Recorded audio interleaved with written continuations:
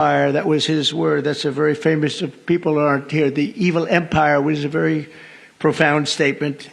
Tony served as a White House advisor throughout my first term, and most recently was a special assistant to President on domestic policy and the Domestic Policy Council. He passed away early Monday morning, and his family is devastated, to be honest. They're devastated. A couple of the family members are here, but they're devastated. He was a great person, great, brilliant writer, and so he will be very greatly missed. And Tony is looking down on us right now, and he was so proud of what he did and his heritage. He was so proud of his heritage. So I want to thank him and his family for the incredible job they did. Once again, let me wish everyone a very happy St. Patrick's Day. And with that, I would like to ask Taoiseach Martin to say a few words. He's a very, very special man in Ireland. As you probably know, he's a very popular guy, which is not easy in Ireland. And it's an honor to have both Mary and Michael here with us, because we really, we've gotten to know each other very well, and they're great people. Thank you very much, everybody.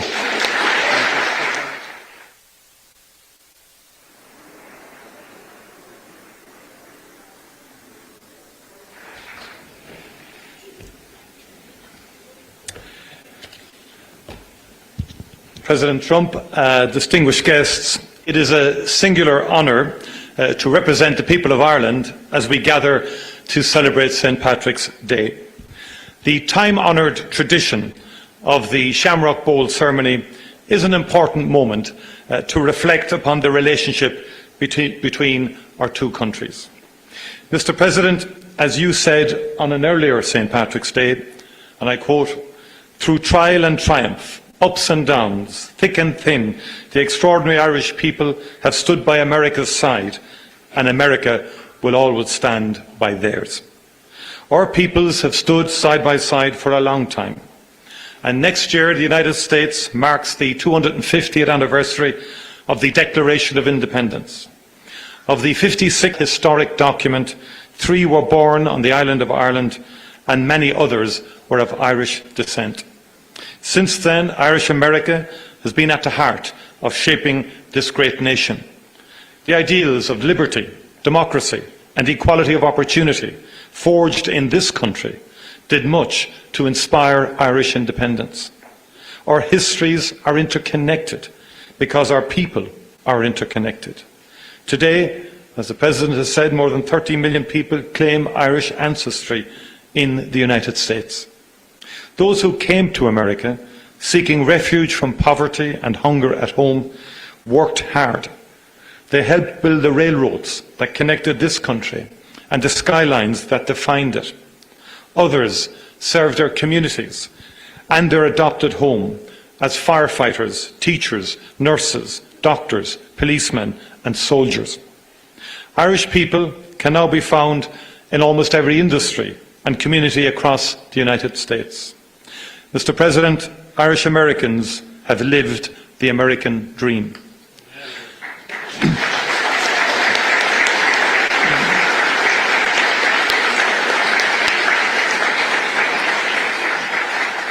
I saw that for myself earlier this week in the great state of Texas, where I met Governor Greg Abbott, attended South by Southwest, and learned about exciting economic opportunities that abound in the Lone Star State.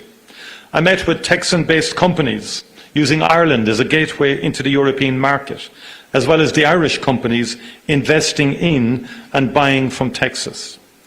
All across the United States, men and women go to work every morning in Irish-owned companies. These companies play a key role in the US economy, operating in every sector, in every state. Some of your great American manufacturing companies count Irish buyers as their top client, with order books worth many billions of dollars supporting the jobs of thousands of fantastic American workers. Ireland is now in the top 10 as a source of foreign direct investment in the United States. Not bad for a small island.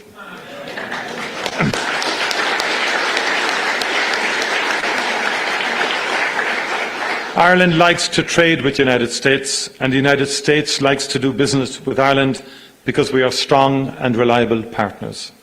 Mr. President, let's do even more and better together. In the past, Irish labourers came to help build the new republic, the beacon on the hill. They even built this beautiful White House. They built the roads and the railroads that made this mighty union possible. Today, Irish companies are building the infrastructure connecting the United States in the 21st century. Throughout our great shared history, Ireland has played a role in bringing America closer. In doing so, we've been proud to help make this country great. Mr. President, American companies continue to invest in Ireland, where our access to the European market, talented workforce and consistent and stable business environment makes us one of the best places in the world to do business. And just like our peoples and cultures, our economies are deeply interconnected. Investment in Ireland helps American companies sell their products across the world. Our island is home to a people with an outward perspective, generations of whom have looked to the United States for opportunity and inspiration. We've built prosperity through free and fair trade with partners all over the world, and particularly here in these United States. Let us continue to build on that foundation, bringing ever-growing prosperity to both our great peoples. Let us continue to work together to make sure that we maintain that mutually beneficial two-way economic relationship that has allowed innovation and creativity and prosperity to thrive. Mr. President, on St. Patrick's Day in 1981, in this House, President Ronald Reagan spoke of a just and peaceful solution to the conflict in Northern Ireland. And that was the start of an extraordinary journey. 17 years later, after enormous effort and commitment and dialogue and disagreement and sheer perseverance, we signed the Good Friday Agreement. We signed a just and lasting peace into being. And the United States of America was at the very centre of that magical moment of hope and inspiration. Successive presidents, Republican and Democrat, cared enough to put in the late nights, the persuading, the cajoling, the negotiating, the encouraging, the influencing. And Mr. President, 3,720 people were killed in that conflict and close to 50,000 people were injured. In per capita terms, that's many millions of Americans. And just imagine that for a moment in terms of the scale of what happened. It was the support of the United States of America that was essential in bringing that to an end. One of the greatest achievements of American foreign policy, with heartfelt commitment from both sides of the aisle. The story of peace in Ireland is one that we wrote together. We know building peace is a difficult and painstaking task, but when the mighty United States of America puts its shoulder to the wheel, there is no mountain it cannot move.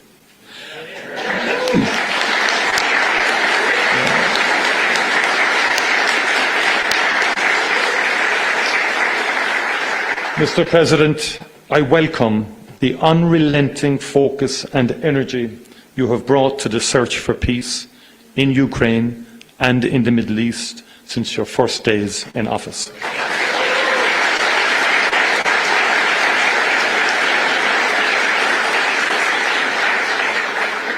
In my view, there is nothing more noble, President, than the pursuit of peace, and this is what you are doing.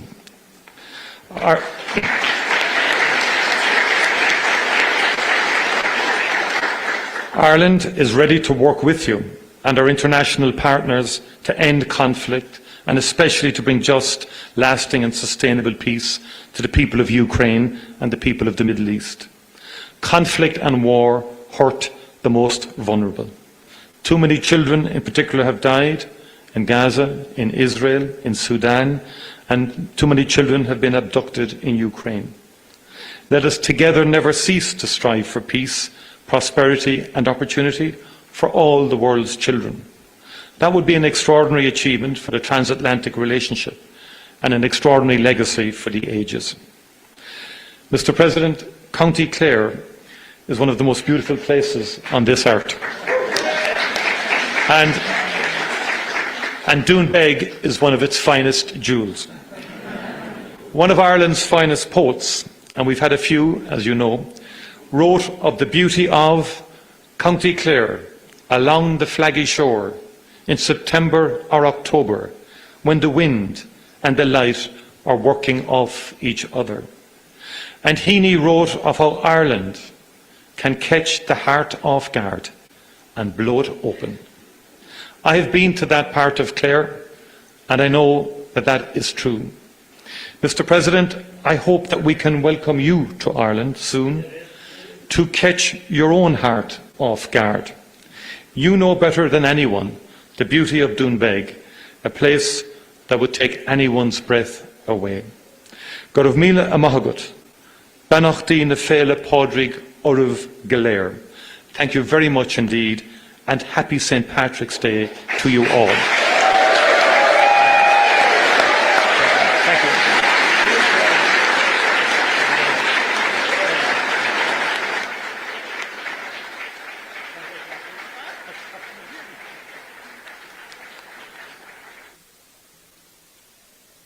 Time-honoured tradition, I'm going to present a bowl of Shamrock to President Trump.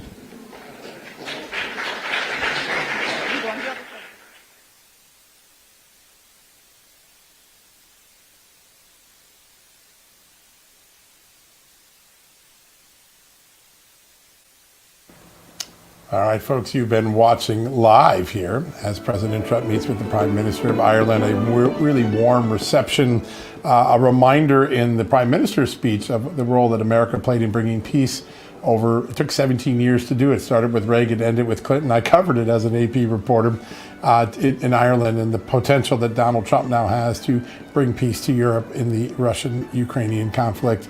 Really poignant moment there. The very common thing when an Irish leader comes to give a pot of shamrocks to the American president. That's been a tradition a long time.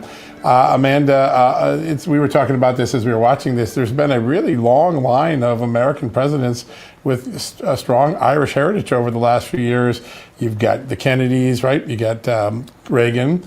You've got Clinton, Biden, and Trump. Yep. Really rich relationship between the two countries. Yeah, and you can also throw it back. Something else that he was referencing was the rich history and connection that our country has, particularly during its founding, with Irish documents and the influence on our founding documents, but also Irish workers at the start of this country, and of course through yes, absolutely, and of course through the manufacturing boom, and now companies in this country that are led by Irish Americans and are doing very well. Yeah, really and he made a nice leap from the manufacturing and the railroads to the superhighway, because Ireland is a big high-tech industry now. It is indeed. The high-tech industry in Ireland very closely aligned with American big tech right now. Really warm reception. Good day for the president all around. This morning, inflation came out. It was down more than people expected. That made the markets rally a little bit and got over the tariff hangover, which, by the way, isn't a trade war. It's just a little bit of a hangover on tariffs. Another day where progress is really clear. Russia is in Iran with China, trying to get a deal with Iran. That's a big deal, despite the rhetoric, the mean rhetoric of Iran. There could be something going on there. And Witkoff in Moscow meeting with Putin, and the president potentially talking to Vladimir Putin the next couple of days. Signs all around that maybe that peace that the Irish Prime Minister was talking about might be near at hand. Yeah. And we're seeing it on all those fronts, and this is something that President Trump ran on. Was, you started with inflation, cooling inflation, and then moving into the foreign policy realm and just stopping the killing, whether you're talking about Ukraine and Russia or the Palestinian conflict with Israel.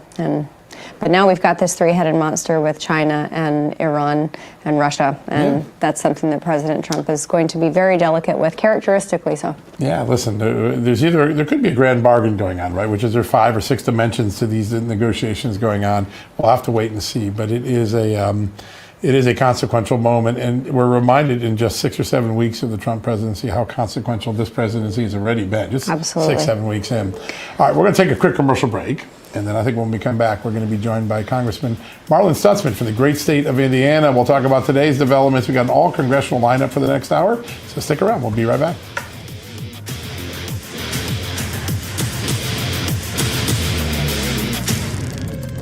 Hey folks, we're all human. I don't always eat healthy. I know you don't always eat healthy too. That's why doctors created Field of Greens. A delicious glass of Field of Greens daily is like nutritional armor for your body. Each fruit and vegetable is doctor selected for a specific health benefit. There's a heart health group, lungs and kidney groups, metabolism, even healthy weight.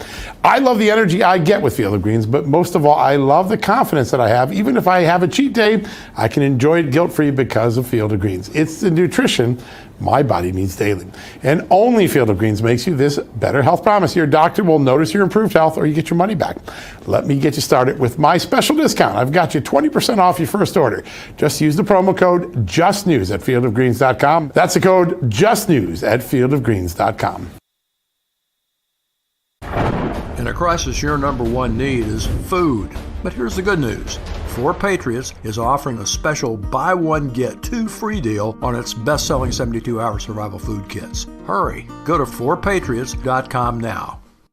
When a cyber thief transfers the title of your home out of your name, it's a race against time to stop the theft of your hard-earned equity. Many people don't know this has happened until long after it's done. You as the homeowner think you still own a house. 3 months later, you start getting foreclosure notices and you realize you've got 4 mortgages on your house that you didn't even know existed. Find out if you're already a victim and start your $1 million triple lock protection today at HomeTitleLock.com. Wounded Warrior Project empowers post 9/11 veterans and their families with life-changing programs and services. I realized I could be successful in a civilian career. We stand by warriors and advocate for their needs going forward. They were by my side in the hospital, and they're still with me today. Through our programs, community, and advocacy, we're proving anything is possible. Learn more at woundedwarriorproject.org/connect. What do you do when your tire goes flat and there's no air anywhere? You reach for Bullseye Pro, the smarter, faster, hands-free way to fill it up with air. Bullseye Pro is equipped with a rechargeable power plant, smart pressure sensor, and custom nozzles. It's like the power of an air compressor in the palm of your hand. Get your complete Bullseye Pro inflation system for just $79.99 and get free shipping. Plus, we'll give you a 50% discount on a second one. Order now. Attention homeowners. Are you behind on your mortgage payments? Is the bank threatening to take your home? Is your home worth less than you owe? If you answered yes to any of these questions, then you need to call this number right now. Call 800-714-8615.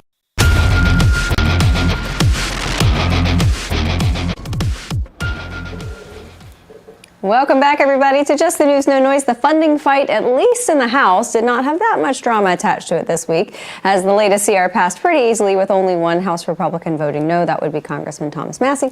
But assuming it gets through the Senate, if it gets through the Senate, it's kind of on shaky ground right now, but can Republicans actually start enshrining spending cuts and MAGA policies into law? Joining us now to discuss all of that and more is Indiana Congressman Marlon Stutzman. Congressman, welcome to the show. Thanks so much for being here.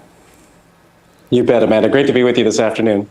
Great to have you. And, you know, it had pretty easy going through the House, but now it's in the Senate. Chuck Schumer has indicated that they are not going to reach 60 votes to invoke cloture. So is this going to be a Schumer shutdown? Absolutely. If the Democrats and Chuck Schumer decide not to pass a clean CR, which they have always supported in the past, and this will be a Schumer shutdown. And, you know, we did our work in the House.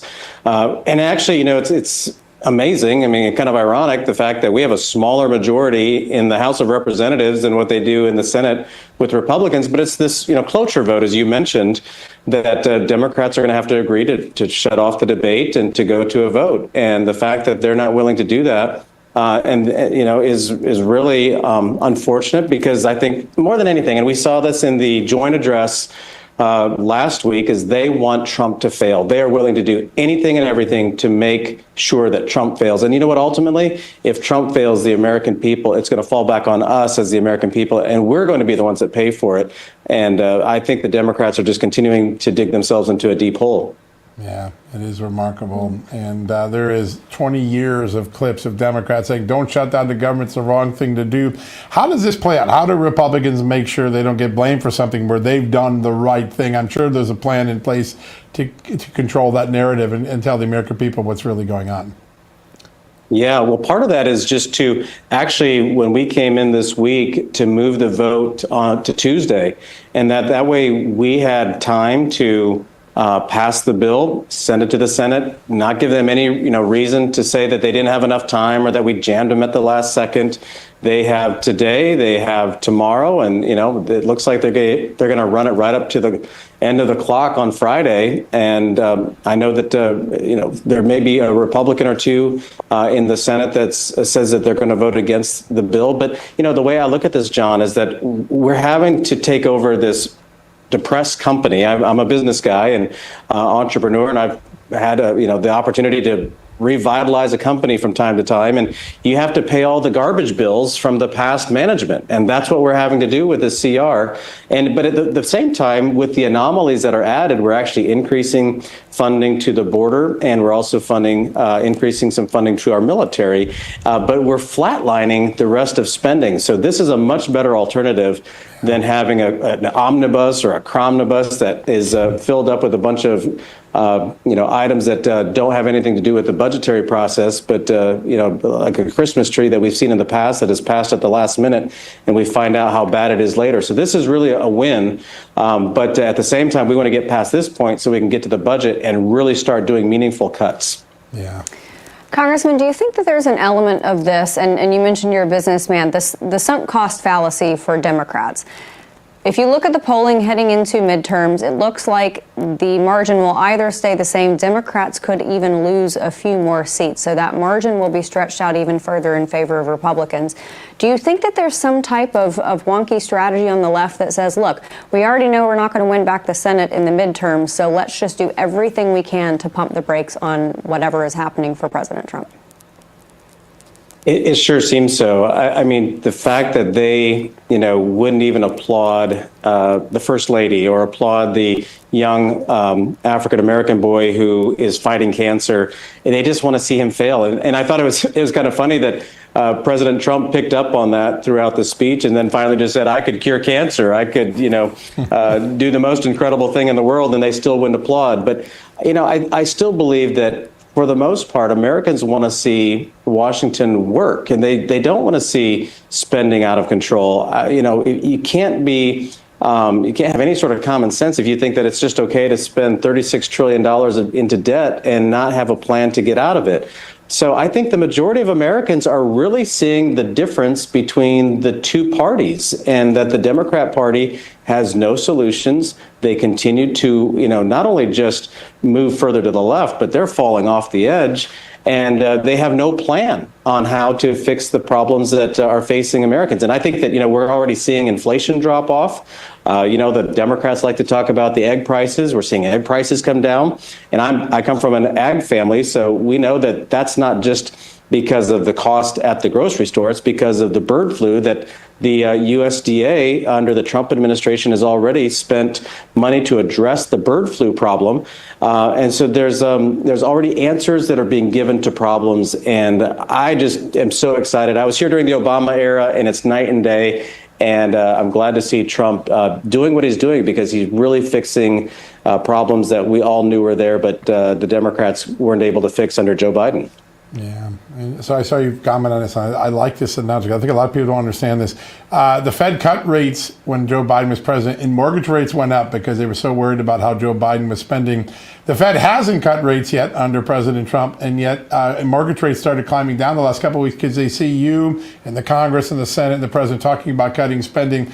It is a powerful dynamic just to have the conversation about cutting spending, isn't it?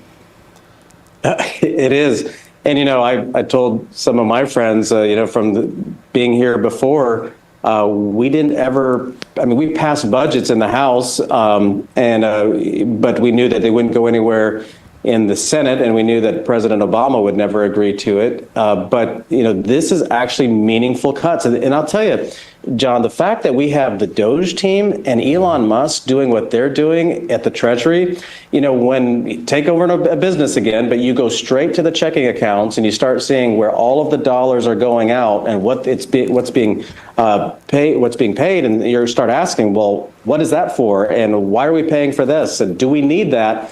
That's what Elon Musk and the Doge team are doing. And it's a huge benefit to us as members of Congress, because now we actually have the information and we can point straight, right at these particular items where we can say, this is not what the American people are asking the federal government to spend money on. And the fact that we're looking at all these agencies, the Department of Education looks like we're heading towards finally doing what many of us have wanted to do, and that's to send the education issue back to the states and dissolve the Department of Education. The USAID, we've known that's been fraudulent and a problem for many, many years, but now we have an administration that truly is able to get at it. And the Democrats were able to keep Trump on his heels in the first term, but boy, this time around, he's in a great spot to really fix the federal government and truly help the American people and our country get back on track. Yeah, great point. And one of those fixes to the federal government involves combining redundancy and trimming down some of the fat. You've got,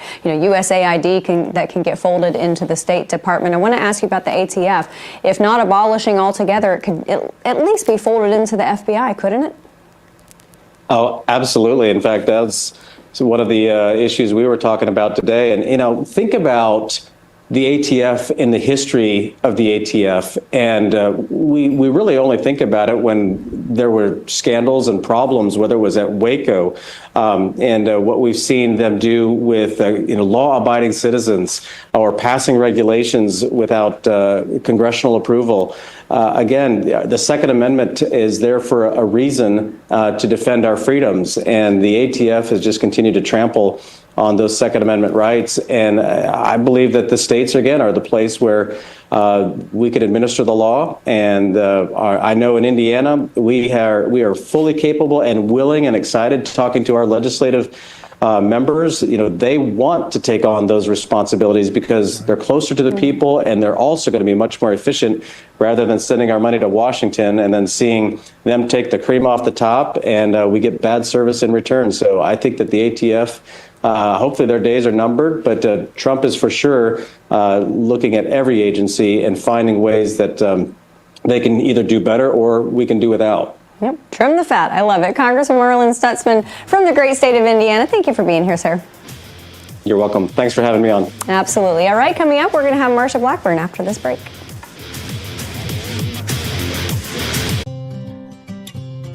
My back got injured very bad. I was off work for about a year. I heard about Relief Factor from my wife. I took it every day, 3 times a day for 3 weeks. Look at her and I said, the pain is gone. And she said, I'm glad it helped. I said, no, you don't understand. It's gone. You too can feel better every day with Relief Factor, a daily supplement that fights pain naturally. Call or go online now for our 3-week quick start, just $19.95. Hello, my friend. Pat Boone here. You know our country's under financial assault like never before. Our government has put us $34 trillion in debt. The interest alone's more than we spend on military defense. And what's worse, other countries no longer believe the U.S. is a safe place to invest. There's a growing international movement to dump U.S. dollars at a record pace. Some economists say this may signal the end of the dollar. Now, these countries are instead buying gold, and I'm suggesting you do the same. My friends at Swiss America have been helping Americans like you and me for over 40 years to buy physical gold and silver for delivery to our homes or held in our IRAs. I've trusted Swiss America for nearly 25 years now, and you can trust them too. So don't wait. Call or text the number on your screen today for financial peace of mind in these troubling times. Did you know you could remodel your kitchen faster and for a lot less than at the big box stores? At Cabinets to Go, customize your dream kitchen with custom quality cabinets, countertops, and more. And enjoy a high quality, affordable kitchen makeover that is sure to wow. Visit one of our showrooms nationwide and get your dream kitchen today for as low as $149 a month at cabinetstogo.com.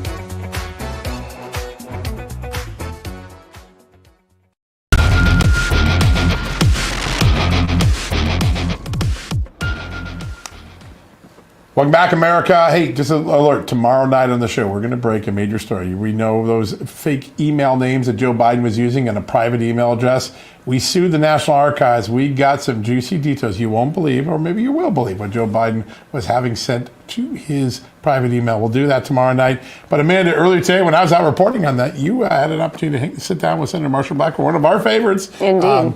Indeed. Yes. You know, she has been relentless in rooting out who those employees were at FEMA, who were looking at properties and saying, I think that's a Trump supporter. We should pass them up. So that was one of the things I spoke to her about, among many others. Check it out. Joining us now, the great senator from the great state of Tennessee, Marcia Blackburn. Senator, thank you so much for being here. Always delighted to join you. Thank you so much. Absolutely. The pleasure is all ours. And last night, as this CR left the House and went over to the Senate, I believe John characterized Senate Democrats as being in a pickle. I think they would probably use a few choice four-letter words to describe it that we can't use on television. But it seems like they're kind of between a rock and a hard place when it comes to either voting on this or possibly forcing a shutdown, which doesn't look good for them. And it does not. The Democrats are really wanting to force a shutdown. This would be a Schumer shutdown because they're the ones that are pushing for this. But here is what we do know. The American people gave Donald Trump an overwhelming vote on November 5th. And it was to deal with the border, deal with inflation, get our country back to its standing in the world, deal with crime in our communities, deal with the bureaucracy and reduce what the federal government spends and find a way to get this country back on track and keep it on track. Donald Trump made that promise. That is exactly what he, with the Republican House and Republican Senate, is doing. So the Democrats, again, find themselves on the wrong side of the issue, and the American people are looking at them and their antics and saying to them, you are out of touch with where the American people are. So what do the Democrats do with this? When you've got issues that are basically 80-20 issues, and they are on the wrong side, they're with the 20, not with the 80. And what they are doing is doubling down on bad mistakes. And another really bad mistake they would make would be trying to force a government shutdown. Well, and Senator, there doesn't seem to be any pivot. I hear the same messaging coming that we've heard since November. I just saw, I think it was this morning, Alyssa Slotkin on The View saying that American voters, Trump voters, are in their angry teenage years, insinuating something about the nature of their vote for President Trump. They're not pivoting. They are not pivoting, which is so surprising. And you look at comments like that, calling voters immature and uninformed. Well, it is our colleagues across the aisle that we would encourage to listen to what the American people are saying. They don't want a government that is going to spend more of their taxpayer money. They want a government that's going to spend less. They don't want a government that's going to throw the border wide open. They want a secure border. They don't want a government that is saying to criminals, we're going to let you run wild in the streets and we're not going to prosecute you. They want criminals to be picked up. They want them to be detained. They want to see them prosecuted for the crimes that they have committed. And when it comes to the global stage, they don't want a government that is going to be appeasing to other nations. They want a government that is going to stand strong, that will be proud to be the American government and will stand for and defend the American people and our principles. So the Democrats are completely out of step with where the American people are. Well, and like you said, I mean, so many of these issues are 80-20, 70-30 in some cases. And with respect to the work that DOJ is doing, I think the number is 77% of Americans support rooting out waste, fraud, and abuse. And so much of what he is finding is fraud and money laundering. I mean, to put it in its plainest terms. I know you've got the DOJ Act, which I think is absolutely brilliant, bringing workers back to the office, but not necessarily the office in Washington, D.C. Tell us about it. Yes, indeed. My DOGE Acts is a compilation of bills that I've worked on for years. It is across the board spending cuts so that we not only cut once, we continue every year to have federal agencies take that haircut. It also requires workers coming back to work and promotions to be given on merit, not on longevity of service, but on merit for the job you do. And those federal agencies that are non-defense, non-national security, moving them out of Washington, D.C., so that they're closer to the people that they represent. The U.S. Department of Agriculture should be in the heartland. CMS or HHS should be in an area like Tennessee, where healthcare is one of our primary industries. So that is good common sense. That is what President Donald Trump has brought to the White House. Good common sense. And you're so right about the American people are in favor of the spending reductions that DOGE has made, because they know every time DOGE cuts something, that is less money that is coming out of the taxpayer pocket and being sent to Washington, D.C. for programs that they don't want or programs that have outlived their usefulness. So this is a good thing to be making those reductions. And Amanda, I've got to tell you, I did a telephone town hall the other night. Most of the questions on that telephone town hall were suggestions for other places DOGE should look, or hopeful that DOGE was going to do more, or they were questions about securing the border and protecting our nation's sovereignty. The American people are so pleased with President Trump and the Trump administration and the work that DOGE is doing. Yeah, I mean, as it turns out, the American people have good ideas, and good on you for listening to those folks. I think that's wonderful. I want to ask you a bit of a philosophical government question, because if you end a lot of these programs that a lot of politicians, and let's face it, so much of what has been revealed so far is attached to Democrat causes, but if you eliminate that cushiness, that lucrative nature of what members of Congress can do with these relationships, if you remove that aspect of the job, does that increase the quality of people who come and work on Capitol Hill?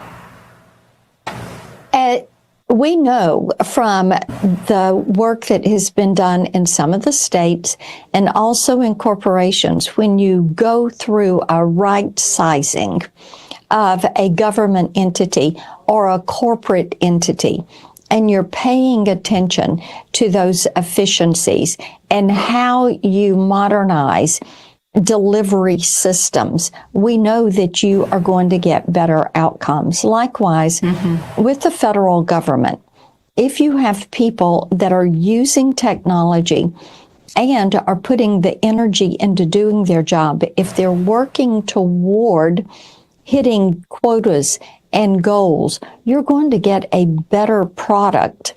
And this is an issue of leadership. And whether it's a nation or a state, what you want is a strong leadership that can build out a vision, set those goals, and then work with people to achieve those goals. That is what you see happening with President Donald Trump. Yeah, it's really wonderful to see. And I want to finish up with one question on accountability. We are seeing that is one of the central themes of this administration. We saw those leakers with the DHS or with Border Patrol, those folks getting rooted out and fired and possibly prosecuted. And now we hear that there are 3 FEMA supervisors. And I ask this because in Tennessee, you guys were ravaged by Hurricane Helene as well.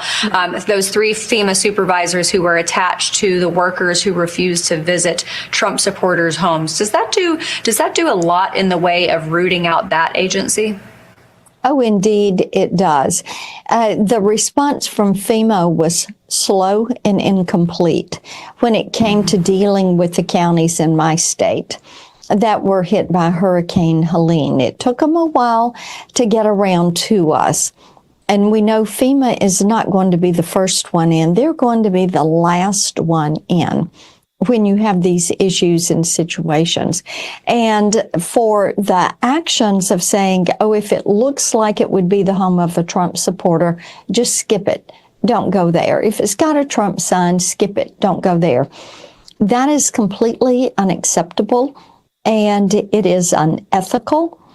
And to push the letter forward to FEMA to hold them to account, to identify the individuals, and for them to take the action to actually fire these individuals. I was pleased to see that response to my letter. My hope is that if there are others that were involved with that decision making, that they will face termination very quickly. You do so much good for this country. You do so much for the people of Tennessee, that included. Senator Marsha Blackburn, thank you so much for being here. We'll have you back on again very soon. Delighted to join you. Thank you. Accountability. She delivers it all the time. She's always requesting it, but this Trump administration has really delivered it. Well, that was a great interview. Great job. That was really fun. All right, folks, we're going to take a quick commercial break. When we come back, Congressman Abe Hamadeh is going to be here. He was down at Gitmo taking a look at the illegal aliens being shipped over there. We've got a good exclusive interview with him right after this. Are you sitting right now? It could be harming your health. Back pain, stress, and serious health risks can build up from sitting too long. But motion changes everything. Introducing Ready Rocker with its patented Rock Perfect design that supports your spine as it helps improve posture, relieve back pain, boost circulation, and release endorphins for your overall well-being, no matter where you are. Lightweight, portable, and covered in memory foam, Ready Rocker instantly transforms any chair or space into a healthier sitting experience. Sitting too long isn't just uncomfortable, it's unhealthy. With Ready Rocker, we make sitting a healthier experience for people of all ages. From soothing babies to helping with posture, back pain, and stress, we discovered that rocking can truly improve lives. Sitting is the new smoking. A sedentary lifestyle, whether you're sitting at a desk or in a vehicle all day, is not good for the body to just stay in that same position. And that's why the Ready Rocker is so effective. The rocking motion constantly keeps you active and helps you ease pain, reduces stress. It actually releases endorphins in the brain. It's a mood booster. I used to be in pain all the time, but with Ready Rocker, I felt relief and I'm in a better mood. I take it everywhere. I can literally feel the stress being taken off my joints while rocking. My back stopped hurting, my arthritis felt better. It's just wonderful. Now you can join the movement that's changing lives and helping thousands find relief. Call now or go online to get 35% off your purchase. We'll even ship it for free. Plus, you'll get this bonus canvas tote bag. Ready Rocker is changing lives one rock at a time. Now it's your turn to experience the relief for yourself. Call 1-800-592-1572 or go to GetReadyRocker.com. That's 1-800-592-1572 or go to GetReadyRocker.com. Call now.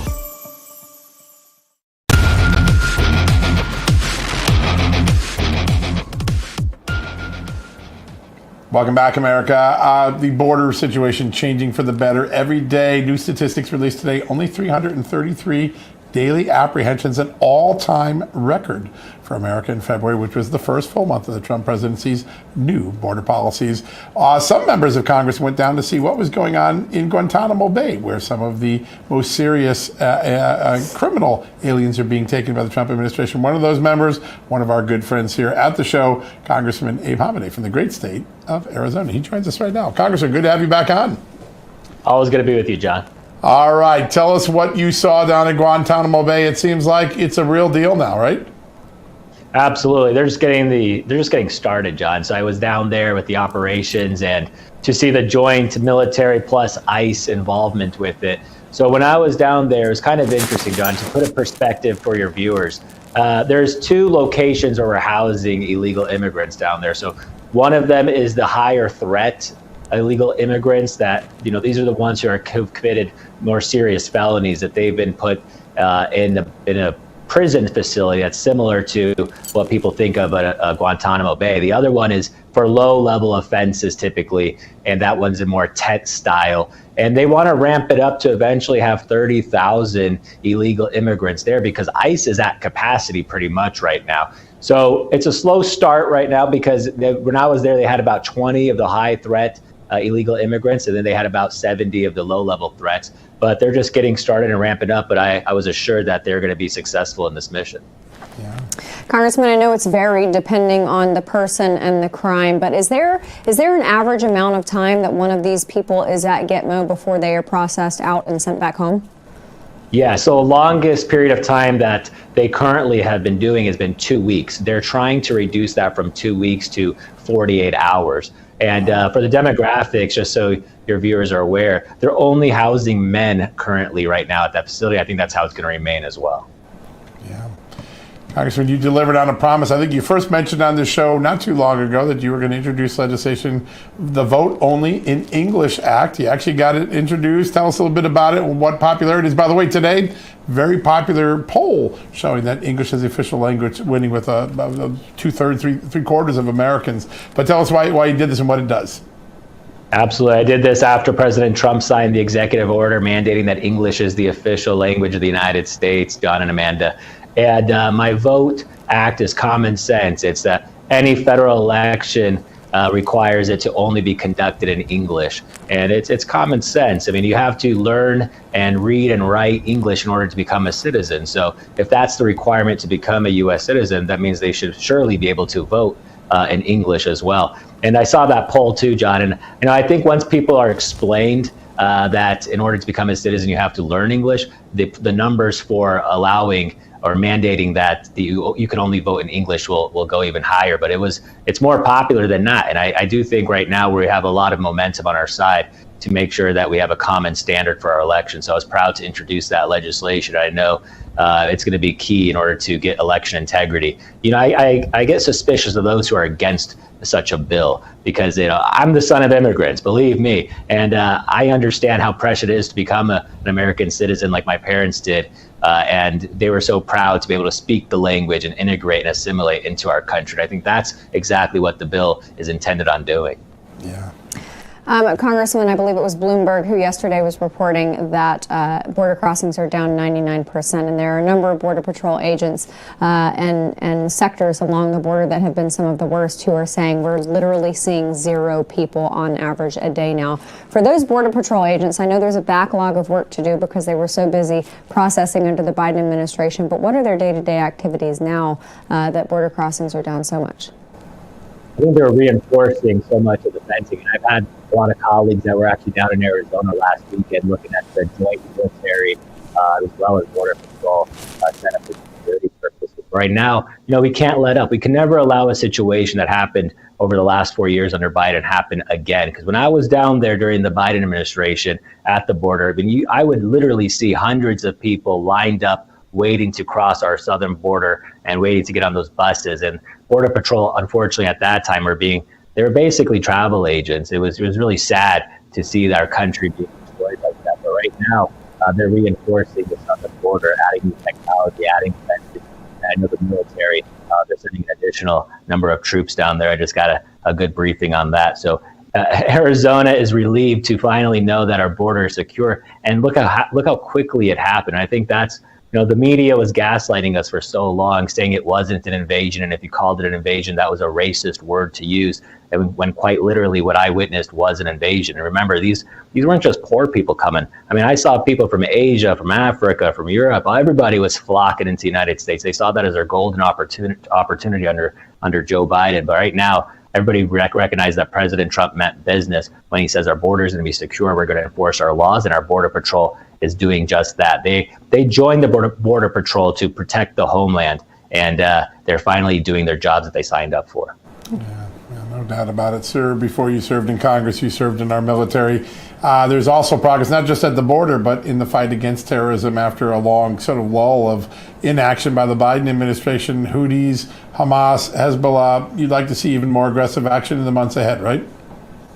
Oh, absolutely. I mean, we always have to worry about the Iranian proxy groups, John. I mean, we know that Iran's biggest strength is in those proxy groups, and that's why they're capable of hitting targets in South America, for instance, and our allies in the Middle East. But luckily, Israel has done such a great job at decapitating Hezbollah's leadership in Lebanon. Now Lebanon has a new president and leadership. And we got to make sure that Lebanese armed forces are bolstered enough to take on the Hezbollah threat. But the Houthis are still the biggest challenge, I believe. And the biggest disaster that Joe Biden did under his term was stopping the Saudis from conducting their aerial campaign against the Houthis. I mean, the Saudis understand their neighbors better than we do. They were taking care of business on their own. And Joe Biden, when he took office, he delisted them as a terrorist organization while we were still getting missiles fired at our assets in the Middle East from the Houthis.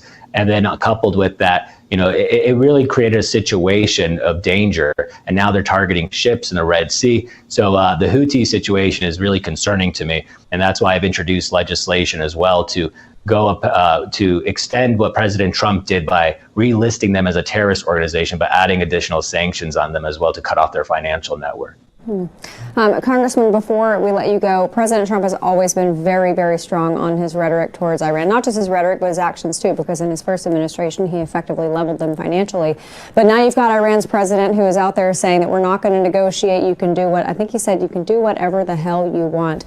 Did he really think that through? Because I think that it could get pretty nasty if President Trump does whatever he wants.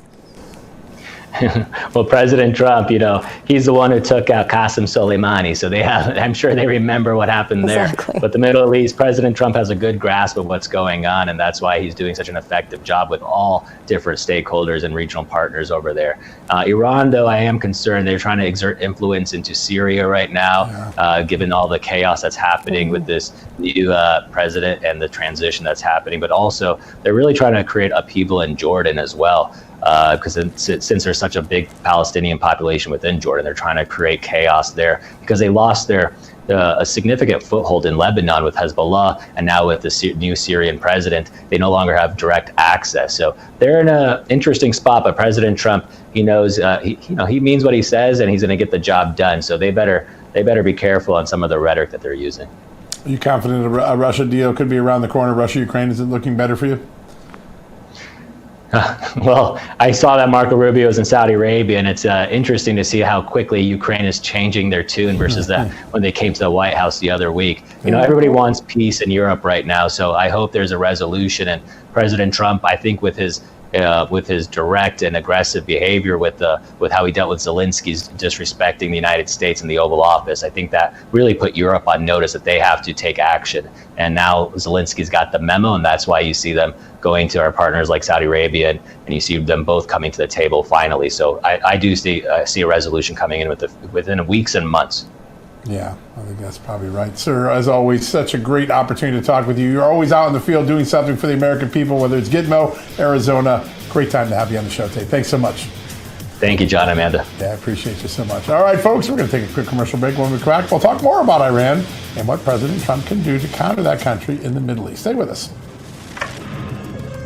If anyone has told you that gaining weight, feeling tired, and struggling with nagging digestive and joint issues is just a part of getting older, they are wrong. My name is Dr. Stephen Gundry, and after years of struggling with these same issues, I found a new way to support my health at home by making one simple change to my diet. It's called BioComplete 3. BioComplete 3 works by restoring your gut health from the inside out. This is a major part of how I lost 70 pounds and have kept the weight off for 25 years. It's not just me. This is working for everybody. Joe helped his gut health, and you can see the changes, not just how he looks on the outside, but how much better he felt on the inside. I was 270. I'm now 140. It just feels amazing. Thank you, Dr. Gundry. I helped all these people achieve incredible changes to their weight, their digestion, even their skin. And for a limited time, you can try BioComplete 3 risk-free for 90 days. Go to guthealthsecret.com. This is the purest source of vitamins you can get. Unlike pills and powder, Gem is real food. I take it every day. There's no synthetic fillers, no mega doses. I'm eating actual food. I trust Gem. I trust real food. In a crisis, your number one need is food. But here's the good news. 4Patriots is offering a special buy one, get two free deal on its best-selling 72-hour survival food kits. Hurry, go to 4Patriots.com now. I made millions stealing homes before I went to prison. Your home's title is wide open online, just waiting to be stolen. All it takes is a forged signature, a notary stamp, and a few minutes at the recorder's office. Suddenly, your title is gone.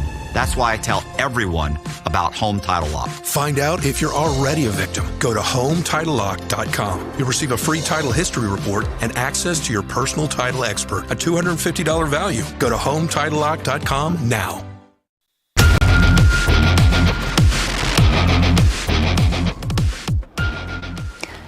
Welcome back, everybody. I want to touch on something that we flicked at before we went into commercial, before we head into some of the other news of the day that I want to stick to before we head out for the evening, and that is the fact that Russia and Iran on Friday are going to be heading to Beijing to discuss nuclear. To be a fly on the wall. What do you anticipate is going to transpire? I think this is a signal that Russia is trying to do, and China both trying to negotiate with Trump through a proxy, meaning if we can bring Iran under our control and get you to a place you feel comfortable, sir, you back off the tariffs in China and help us get a deal with Russia and Ukraine. So I think this is some of that four-dimensional chess we're going on. Otherwise, there'd be no reason to do it at this moment. I also think what Congressman Hamadeh said is really important. Decapitation of the Iranian proxies is really important financially, militarily. And there's a lot of concern that Iran, which lost control of Syria a couple of months ago, is now doing some bad things again. Yeah, well, Iran doing some bad things again. Inside Shocking. Syria, and meddling in other nations with proxy groups. Go figure. That's it. Okay, the EPA, Lee Zeldin, the administrator, said a whole lot of this stuff is going away. The underpinnings of the Green New Deal completely were gutted today. 22 regulations, including the initial, which is the holy grail of the climate movement, the endangerment finding that greenhouse gases hurt public health. There's a big question about whether that's true. We had an amazing story this morning showing that they were talking about politics, not science, as they were implementing this during the Obama years. WOTUS, the Waters of the USA, which made puddles on farmers' land regulatable, gone. This is the single largest regulatory rollback in a single day that I've ever seen in my career. And I think the markets and the economy are going to get a jolt from this. There'll be court litigation, but this is a big deal. Yeah. And speaking of Irishmen, Patrick Morrissey, the former Attorney General of West Virginia, now Governor of West Virginia, was one of the first people who brought the WOTUS story to us, and now it looks like Lee Zeldin has taken the mantle from him. And that ruling that he got West Virginia is EPA. West Virginia versus EPA, followed by the Chevron doctrine. So basically, none of these things that Obama and Biden did on climate change were ever authorized by Congress, which means they're probably on their face. The courts may look very negatively at any lawsuits.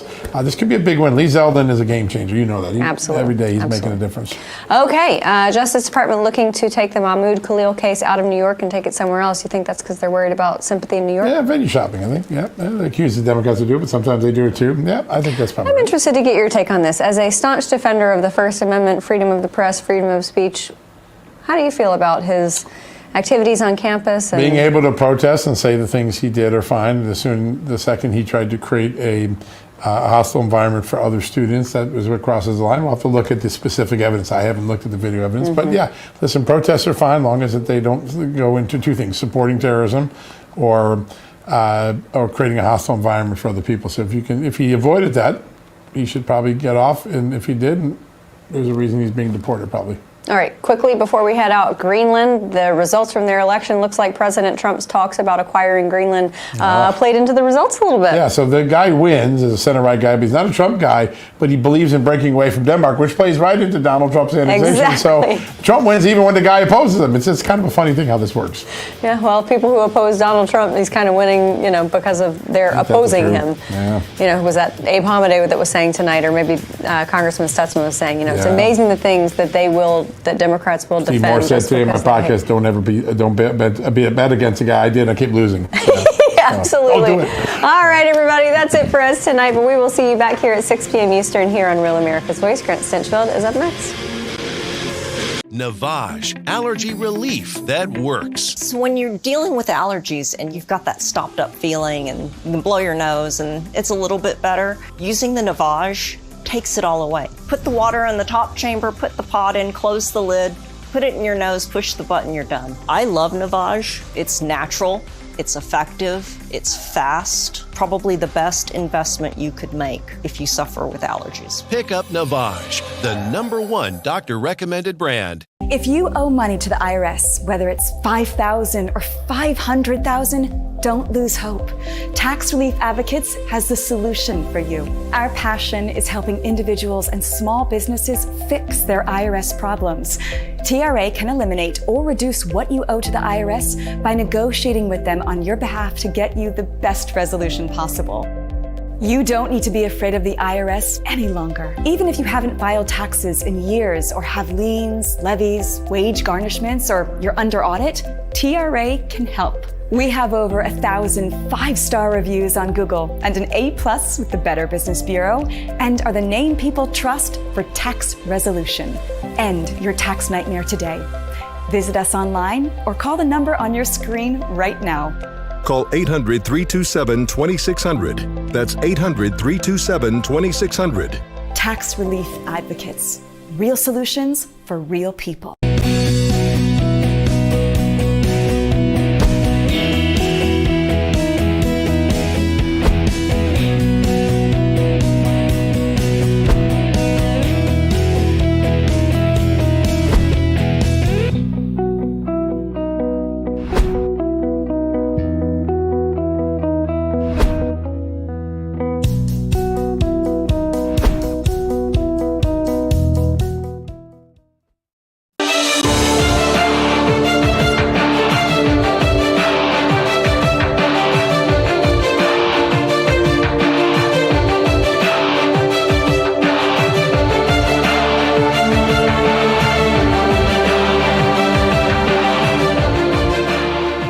Good evening, everyone. Welcome to Stinchfield. So the Doge team continues its work to just absolutely slash and dash government agencies. The latest on the chopping block is the Department of Education. Up to 50% of its workforce being laid off. You see headquarters there. An email went out for employees to vacate the building, empty their drawers, and get on out. This is all part of the process of cutting wasteful spending we do not need. This is the Secretary of Education, who apparently is trying to fire herself if she gets her way. Yes, actually it is, because that was the president's mandate, his directive to me. Clearly is to shut down the Department of Education, which we know we'll have to work with Congress, to get that accomplished. But what we did today was to take the first step of eliminating what I think is bureaucratic bloat. Now, remember, this is only President Trump that is able to do this. President Trump leaves office, God forbid a Democrat comes back. What happens? They can rebuild the Department of Education, reinstate all of these crazy grant programs that we've been spending aimlessly on. This is why we need the Doge Act, to put this into law legislatively and solidify it so it doesn't matter what president comes back. So I'm urging my fellow Republicans up in Washington to work on this and make a big, beautiful Doge Act, solidify it. But as for the Department of Education, President Trump is clear where he wants the money going. You look at the charts, because they have numerous charts where they do the top 40. We're at number 37, 38, 39, and 40. And recently they hit, during Biden's last few days, they hit last. So they were number 40, and yet we're number 1 in cost per pupil. So it's pretty bad. But we have a dream. And you know what the dream is? We're going to move the Department of Education. We're going to move education into the states, so that the states, instead of bureaucrats working in Washington, so that the states can run education. Look, it's a very simple deal. You send the money back to the states, let the states decide where they want it to go. You don't need tons of people in Washington to do that. In fact, the Department of Treasury can do that. Now, this is the problem with leftists. They actually believe government knows better than them at a local level, which is why they're so afraid of having to make a decision, apparently. I want to answer this young woman's question. Take a listen to this. Good morning. It's Monday. I have a question for those that have voted for this administration. Did you vote for the Department of Education to be taken out? Dismantled? Did you vote for that? I'm just curious. I'm sure you wanted them to change things, but dismantling a department that helps your children.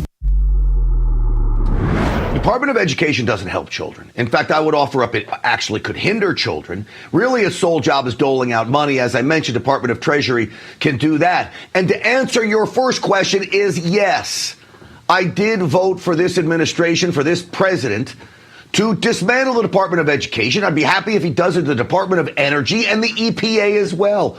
All of these things can be done at a state level. Imagine if you said, hey, you know what? The state of Texas is going to get X amount. Just send it to the Department of Education at a state level in Texas. Let them figure out where they want to spend the money.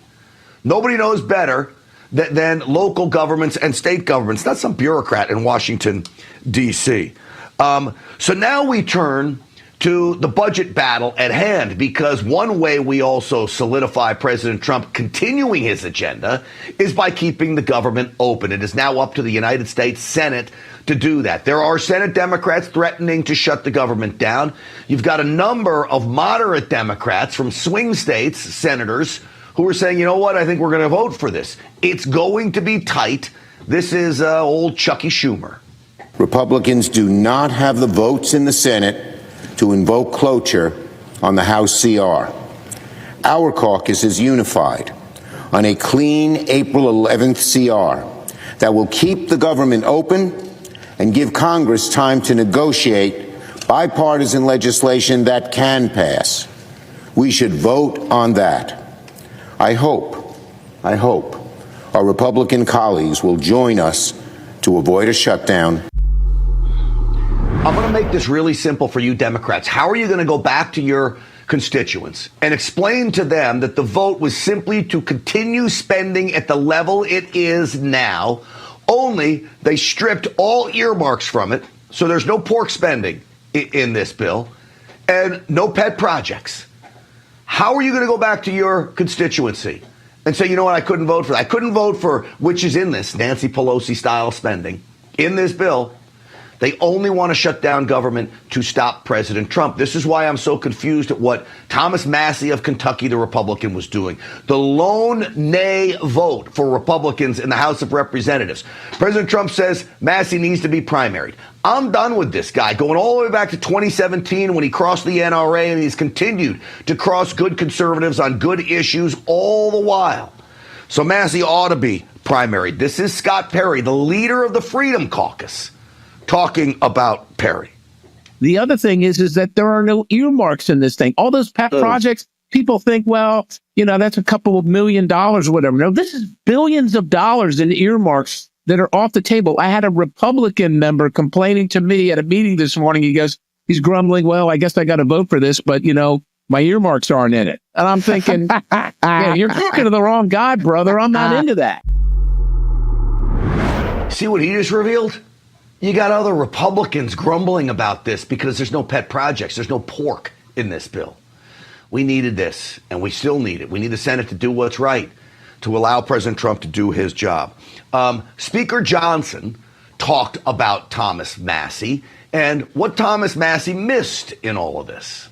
What my friend Thomas Massie missed yesterday is that the vote was to allow this administration to continue their work so that we can bring about all these big changes for the FY26 budget. That's the one we start immediately after FY25 is off the table. That's what everybody's excited about. So what will happen is the Trump White House, the administration, will send to Congress a budget that requests to spend less money. Why? Because we're going to be able to incorporate all the savings that DOJ is uncovering and finding. So you heard what Speaker Johnson said, and Scott Perry confirmed. You got Republicans grumbling about this. See, members of Congress actually hate the fact that the grift is up, Republicans and Democrats. But we've got President Trump in office, so most Republicans, other than Massie, think, you know what, we better get on board. Because the American people like me, people like all of you, are going to be awful damn mad if they don't get on board. Now, the left certainly hates President Trump and Elon Musk from putting an end to the giant grift. And who benefits from the grift more than the climate zealots and all of the crazy grant money going out? So what do? They decide to go after Elon Musk and Tesla and attack Tesla dealerships, sabotage, destroy, violence. Watch this. All right, you've got dozens of firefighters now putting out flames on the Cybertruck. Absolutely insane. Look, you still see flames right underneath the Cybertruck. Folks, these people are nuts that are going and burning Cybertrucks, causing a ruckus outside of Tesla dealerships. Many of them paid, by the way, admitted openly on camera. They were paid to be there at these protests. This is the woman apparently who organized the, quote, Tesla takedown. Listen to her. As it became clear that Elon Musk was taking on this outsized role at the federal level, totally, I would say, criminal role nationally, we're like, oh, wait, like, we can target Elon here because his company, the source of the majority of his wealth, has numerous locations in the Seattle area, and ultimately money talks. And we've planned, whether it was troublemakers or partners that we've been working with over the last few weeks, have planned multiple actions at Tesla. How dumb is she? I mean, in my opinion, she just admitted to crimes. Whether it's rabble-rousers, wrongdoers, what was her wording there exactly, as she says? And then we just played video in Seattle of Tesla trucks being burned? Did she admit to orchestrating these crimes? If she did, law enforcement ought to go pick her up and ask her about it, because they've gotten out of control. Well, joining me now, Climate Depot publisher Mark Morano is with us. Mark, welcome to the program. Thank you, Grant. Happy to be here. Mark, your exact words to me was, it's no longer protests, it's sabotage from these people. Yes, this is, take aside Elon Musk, which we'll talk about in a second. This is actually a movement that's really picked up steam in the last, say, decade or so. And it started with SUVs, torching them in dealership lots, going after cars with internal combustion engine. Of course, the activists then were urging us to go to electric vehicles. And so what's happened now is this is a coordinated assault, as it's morphed from going after SUVs and low fuel economy cars to going now after electric vehicles, particularly those by Elon Musk. They are angry. First off, we're not even talking Donald Trump. They're angry. The left is angry at Elon Musk for allowing free speech, for his role in the Twitter files, for his role in exposing the corporate government collusion, the national security state, suppressing us and literally taking away our First Amendment rights. On top of that, they can't believe he's gone and aligned himself with the orange one. So what's happened is you saw celebrities like Sheryl Crow have her Tesla towed away, and all these activists. I mean, they are turning so against him in Hollywood and the left that now the crazies are coming out. And again, this is an organized effort. I'm not saying Sheryl Crow is involved in the torching of the Teslas, but it's an organized effort by these radicals now who are committing illegal acts of sabotage, Molotov cocktails in the car, destroying them in dealers' lots, scratching them up, anything they can possibly do to get at Elon Musk. Yeah, it's amazing. I would like to say this about Sheryl Crow. I wasn't expecting it, so I don't think we have the video of her having her Tesla towed. If you look at the trees are all green. All right. She posted that video in, I don't know, February, I think. It was just a few weeks ago.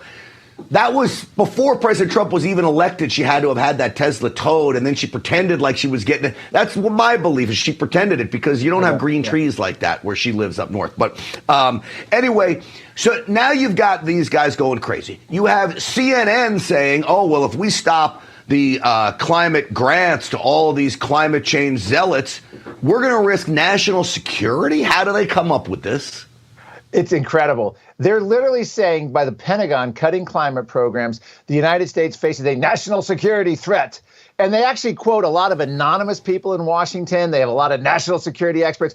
It is bunk from beginning to end. The entire Army, Navy has devoted, the old Navy Secretary under Biden said his whole tenure as Navy Secretary was devoted to climate change.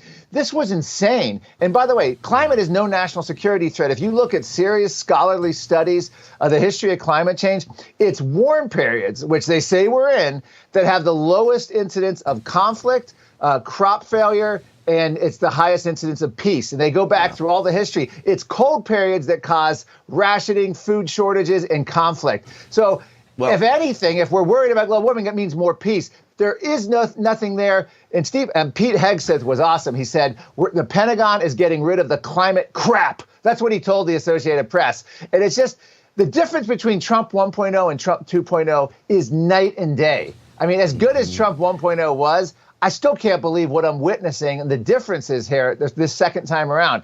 It really is amazing.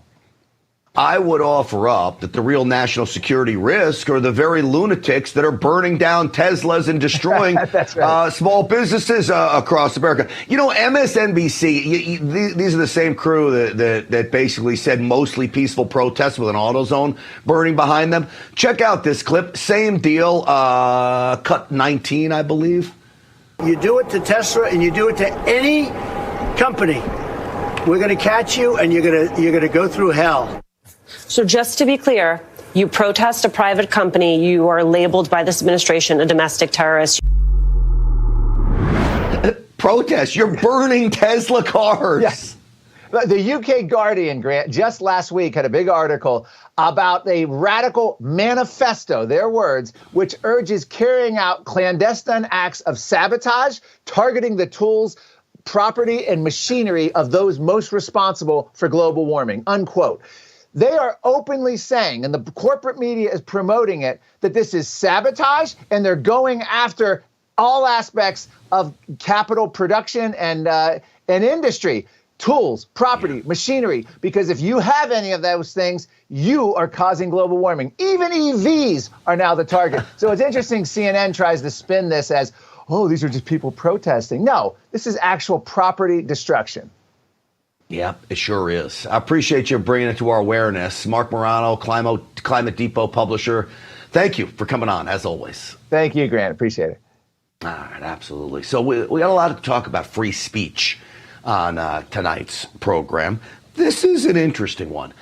Do you remember the guy we spent a lot of time talking about, the Speaker of the House in Texas, drunken Dade Phelan? Here's a little trip down memory lane for you. That amendment is acceptable to the author. Is the objection to the amendment as amendment? The chair hears none, but Mr. Anchia requests a record of vote to the amendment as amendment. The clerk will ring the bell. Show Mr. Moody voting aye, Ms. Collier voting aye, Mr. Romero voting.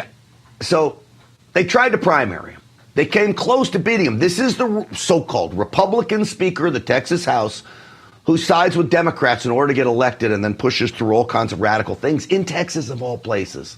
Well, he must have been drunk when he penned this bill in a response to this advertisement against him from his opponents.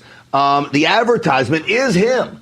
Dade Phelan is backed by the same bankrolling Pelosi. Well, Nancy Pelosi never really hugged him like that. That was photoshopped together. So Dade Phelan says you can't do that. You can't trick the voters. So we're going to come up with a bill that reads like this. I want you to listen to it, folks. It says, a person may not cause to be published, distributed, or broadcast political advertising that includes an image, audio recording, or video recording of an office holder or candidate's appearance, speech, or conduct that did not occur in reality, including an image, audio recording, or video recording that has been altered using generative artificial intelligence technology, unless the political advertising includes a disclosure indicating that the image, audio recording, or video recording did not occur in reality. Now, what does that do? That means satire is out the window. That means comics and political cartoons are out the window. That means political anything. Free speech is out the window. And he uses his office because he's mad about a political ad against him. That's called abuse of your office, in my opinion. With me now is the general counsel for the Tarrant County GOP right here down the street from me in Dallas in Texas. He is the founder of the Tony McDonald law firm. Tony McDonald is with us. Tony, great to have you on the program. Hi, great to be on. A pleasure. All right. You're also a free speech guy and do a lot of legislative work. What do you make of this bill that Dade Phelan has offered up here?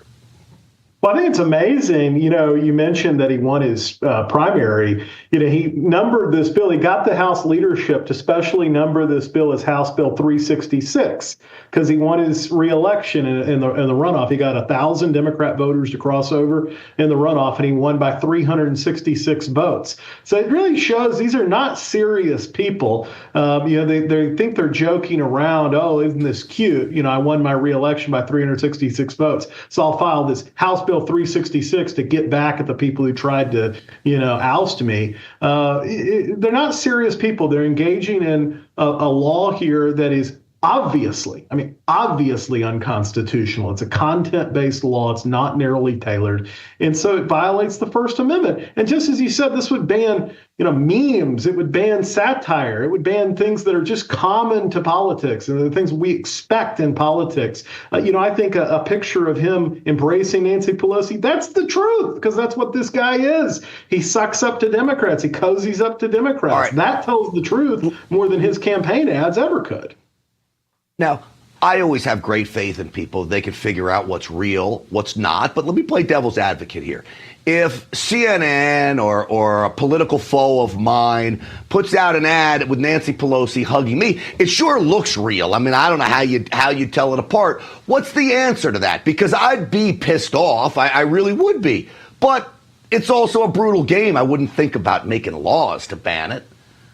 Yeah, we don't get to criminalize speech we don't like. I mean, we're allowed to say things that upset other people. I think people are smart enough to see through it and see for what it is. And it's their right to do it. This is a member of the government, the Speaker of the House, who's building a coalition with Democrats to empower Democrats.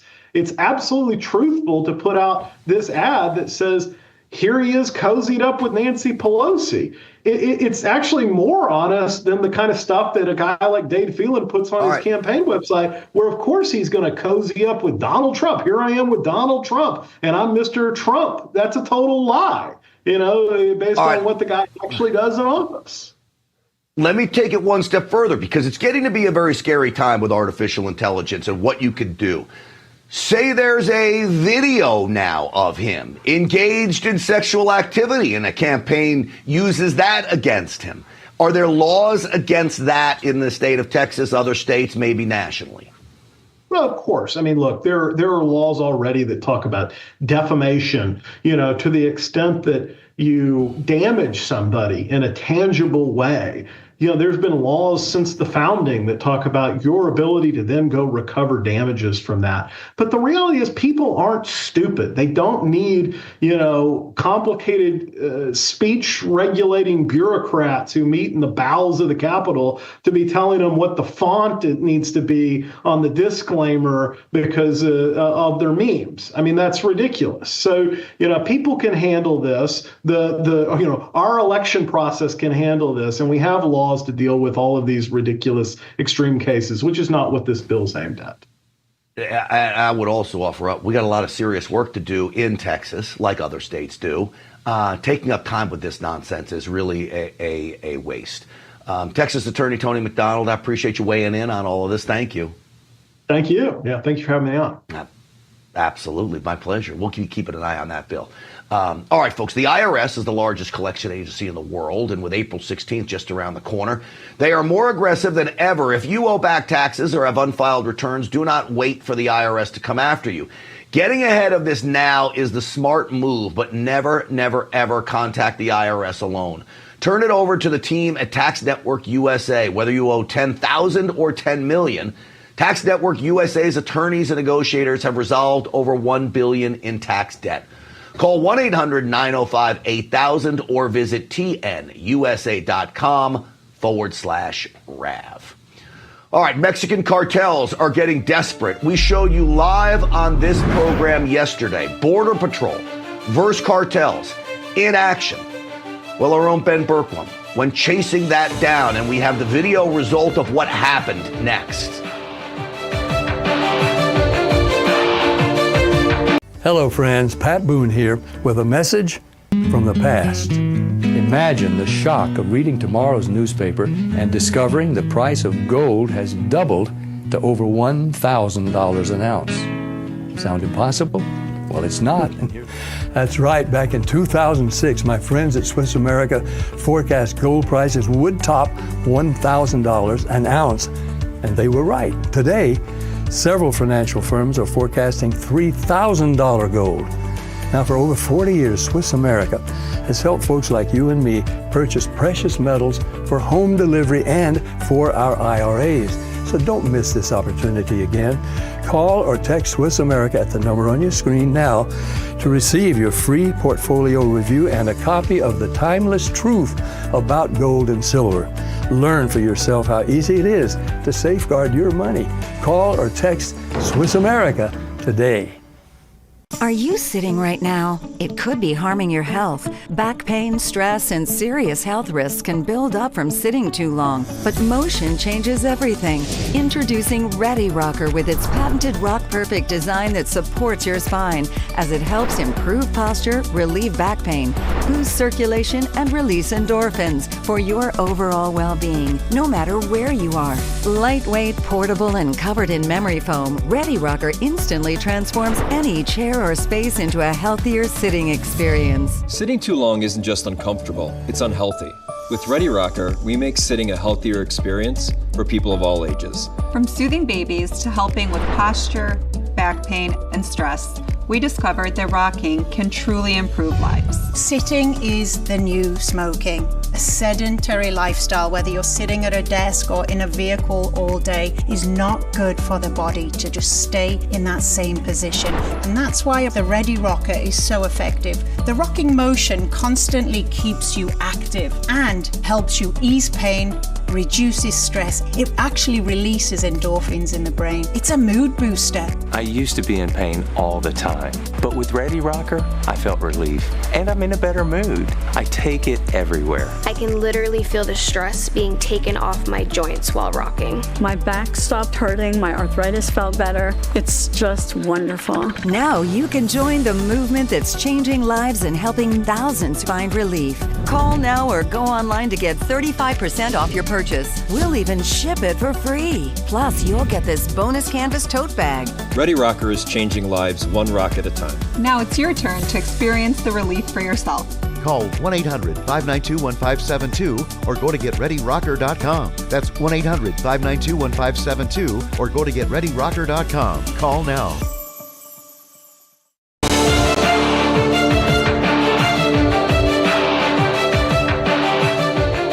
Welcome back, everyone. We have an update on Mahmoud Khalil. This is that pro-Hamas student protest organizer. The United States government picked him up. ICE did on Saturday. They're holding him. They want him deported. He had a court hearing today. We're waiting ruling on that. But I ask you this, why would any civilized society want anyone in this country who openly hates the Jews and supports a terror organization like Hamas? Just watch him in action here.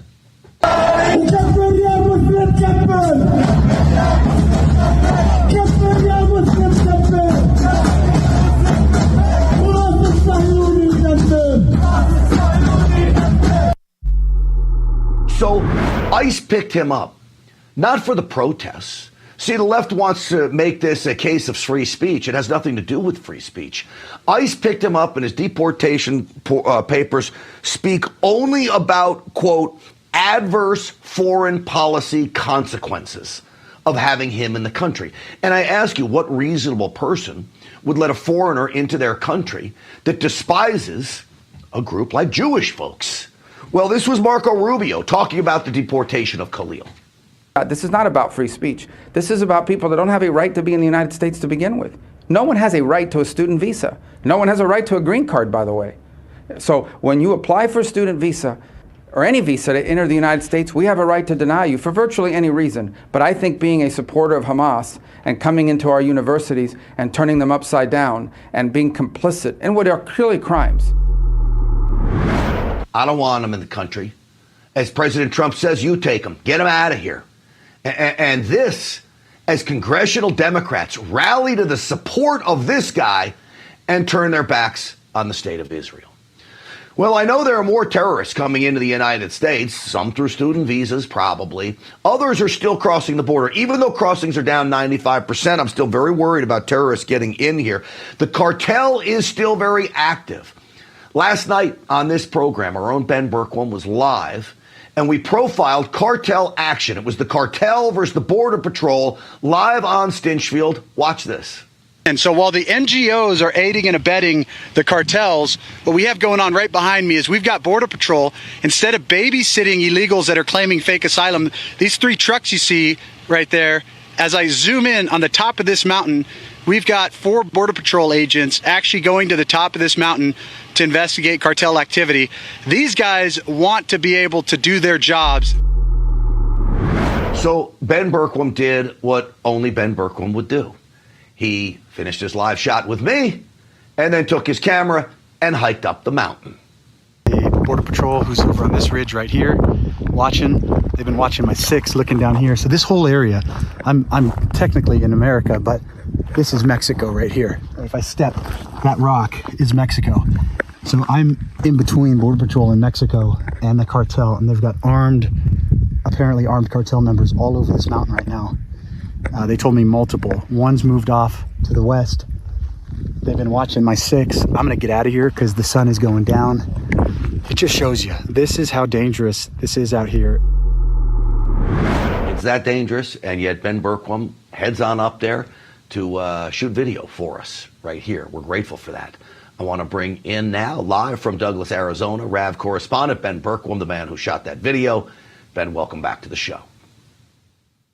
Hey, great to be with you, Grant. That was wild. I mean, I didn't know what they were going up for, but you said it. As soon as we shut the cameras off, I went up there, and they were actually telling me, hey, get down.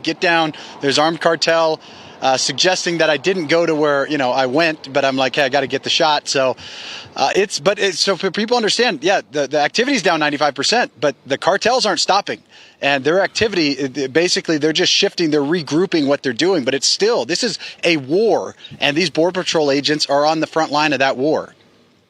Ben, can I ask you, this is almost self-serving, but Border Patrol must know all about Real America's Voice, the work you and Oscar and Anthony are doing to allow you up there. In any other time, I think they would have been telling you to get on out of there. It's too dangerous, but they let you. Can you explain to me now the relationship, maybe even gratitude? I don't want them to be thankful for us, but gratitude that we've had their backs all these years.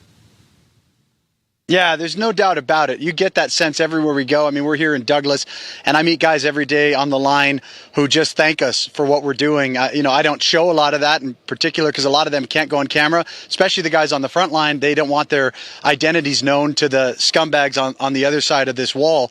But they absolutely, I get it. I get thanks every single day when we're out here saying you guys were the only network telling the truth about what was happening. You guys were going out there, putting your lives on the line to help us take our country back, and we're in this position now to actually finally do our job. And just to give you an idea here, it's the coolest I've ever seen it in Douglas. I've been coming out here for years. This is where the ladder crews run up and over all night long. They come up, and it's like whack-a-mole trying to chase them. I've caught illegals out here, and I've never seen this. There's been 6 Border Patrol agents in this area since I've been there. There's 2 straight down here. There's 2 off to my right here. 2 just went down here. 2 just went riding on quads as well. This is secure. Under Joe Biden, there were times where I didn't see a single Border Patrol agent out here all night long. Right now, I've seen 6, and we've been here for about 10 minutes. It's truly night and day. All right, let me ask you about deportations. Because Tom Homan, our border czar, our ICE guy extraordinaire, is trying to get as many of these gang members, violent criminals out of the country quickly. Is that happening as quickly as he would like? No, it's not. And some breaking news for Stinchfield and for the Real America's Voice audience. I had an interview with Homeland Security officials off the record, and what they're telling me is they're having major problems. The ICE is broken up into 2 factions, and you've got the ERO. ERO is the one that actually enforces the removal, and they're having some major problems in certain areas of the country with ERO wanting to do their job, not wanting to do their job, making statements that they don't have the bed space. The crazy thing I found out, Grant, is that we're still not actually using the Border Patrol soft sites that were actually created. So Joe Biden created all these soft sites that can hold 7,500 up to 10,000 people at a time, and they were created to invite the invasion. We're not using those. ERO is saying, well, we've got 20 beds. That's all we can take. And so ICE is in this bottleneck trying to catch the bad guys, trying to hand them off to ERO. ERO is saying, we don't have the bed space. It's your problem. You guys process them. And in the middle, you've got Tom Homan, all these guys saying, we just want to get rid of these bad guys. So there's some major problems. There's some major issues going on internally with the guys. I think some holdovers from Biden that have to get worked out. This is my belief, Ben. I think this is by design. I think these are leftover deep staters who don't want to engage in these deportations. So they're using all of these excuses. Do you think Homan knows about what's going on? And when you say off the record, that's very different from not for publication. So I want everybody out there, don't think Ben broke anybody's trust. Off the record means don't tell you I told you, but you can tell it. Very different from not for publication. That's right. So do you think Homan knows the situation here with these EROs putting the stops to this? Yes, in particular because we communicate. So this is one of those things. A lot of these guys on the ground level report, stuff to us. Tom is all over all of it.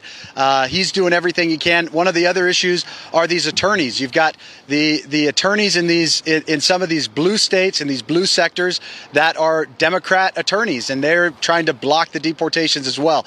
Tom is 100% aware of it and is working to rid these agencies of these rats that are in there that are holdovers, as you said, from Biden. Some of them from Obama. It's a big job to get rid of all of them. I'm sure it is. So last question for you. There was a time where even mainstream media outlets like MSNBC and CNN had correspondents down there when it started to get really out of control and they couldn't ignore it. We see now from your reporting today, this is still a big story on the border with what's going on, even if it's going the other direction. Is the mainstream media there, or are they all packed up and gone? Is Fox still around, or is it just Rav? I haven't seen anyone. We started 4 days ago, and I was down in El Paso. We're going to end up in El Paso and do some more work tonight. I have not seen a single other news outlet the entire time. Wow.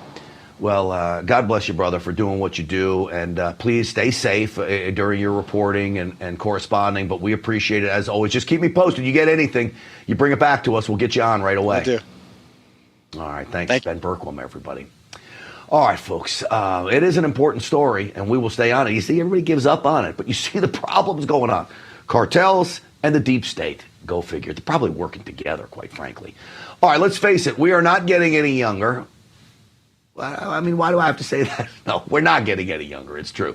You want to look and feel your best? Check out Pure Health Research. They offer 45 premium natural supplements to boost energy, trim belly fat, support blood sugar, raise testosterone, or reduce leg swelling. I could use all of those things. My legs aren't really swollen, but all the other things I'd be good at. Each supplement is made in the USA with non-GMO ingredients and is backed by clinical research. And right now, use code STINCHFIELD at purehealthresearch.com for an exclusive 35% off. Plus, with a 365-day money-back guarantee, there is no risk. Don't wait. Visit purehealthresearch.com. Explore their line of supplements and save 35% with code STINCHFIELD today. All right, law-abiding gun owners are vindicated. They're saving lives, even at a higher rate than police officers. We'll tell you where.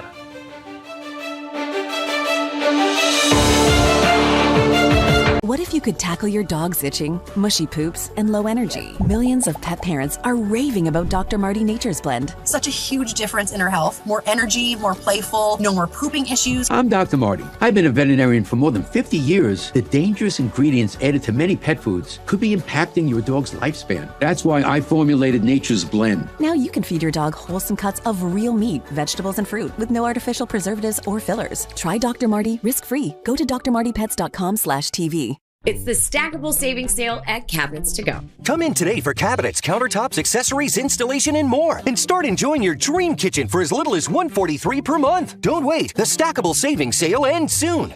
Cabinets to Go. Wow for less. The FBI calls it house stealing, the latest scam where a cyber thief transfers the title of your home out of your name and steals your hard-earned equity. It's roughly 60 to 90 days for that person to even figure out that they're the victim of this crime. You start getting foreclosure notices and you realize you've got 4 mortgages on your house that you didn't even know existed. Find out if you're already a victim and start your $1 million triple lock protection today at HomeTitleLock.com. Wounded Warrior Project empowers post 9/11 veterans and their families with life-changing programs and services. I faced my PTSD, and I'm a better husband and father because of it. We help warriors get the expert care and support to thrive. I got involved. I got healthier. I got to be an athlete again. Through our programs, community, and advocacy, we're proving anything is possible. Learn more at woundedwarriorproject.org/connect.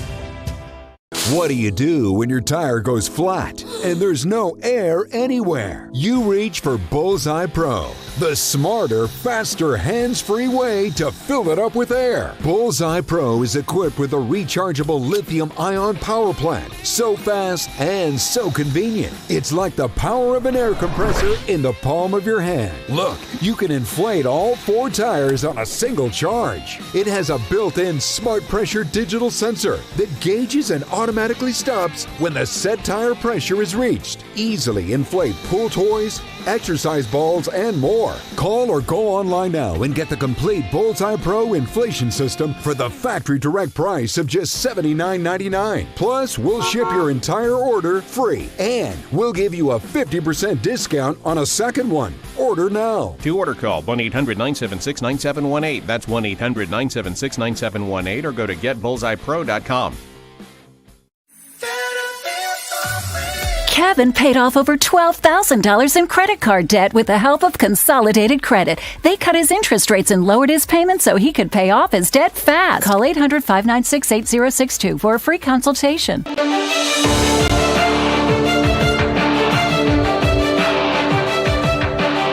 Welcome back, everyone. I don't need to tell you, but the left, especially the gun-hating left, wants to take guns out of the law-abiding hands. They are not going to like this study that we found, put together by the Crime Prevention Research Center, that basically says that law-abiding, concealed handgun license holders stop mass shootings at a rate higher than police officers. Look at the stat, cut 3 here. Concealed carry holders stop more active shooters than police. 51.6% stopped active shooters, and the police, 44.6% of the active shootings stopped. So concealed handgun license holders, I'm telling you, the more good guys with guns you have on the streets, cops or regular citizens, the safer everybody is. And this is just another study that proves that to be true. Well, joining me now is the man who put together that study, the president of the Crime Prevention Research Center. Dr. John Lott is with us. John, it's good to have you back. It's great to talk to you again, Grant. Thanks for having me on.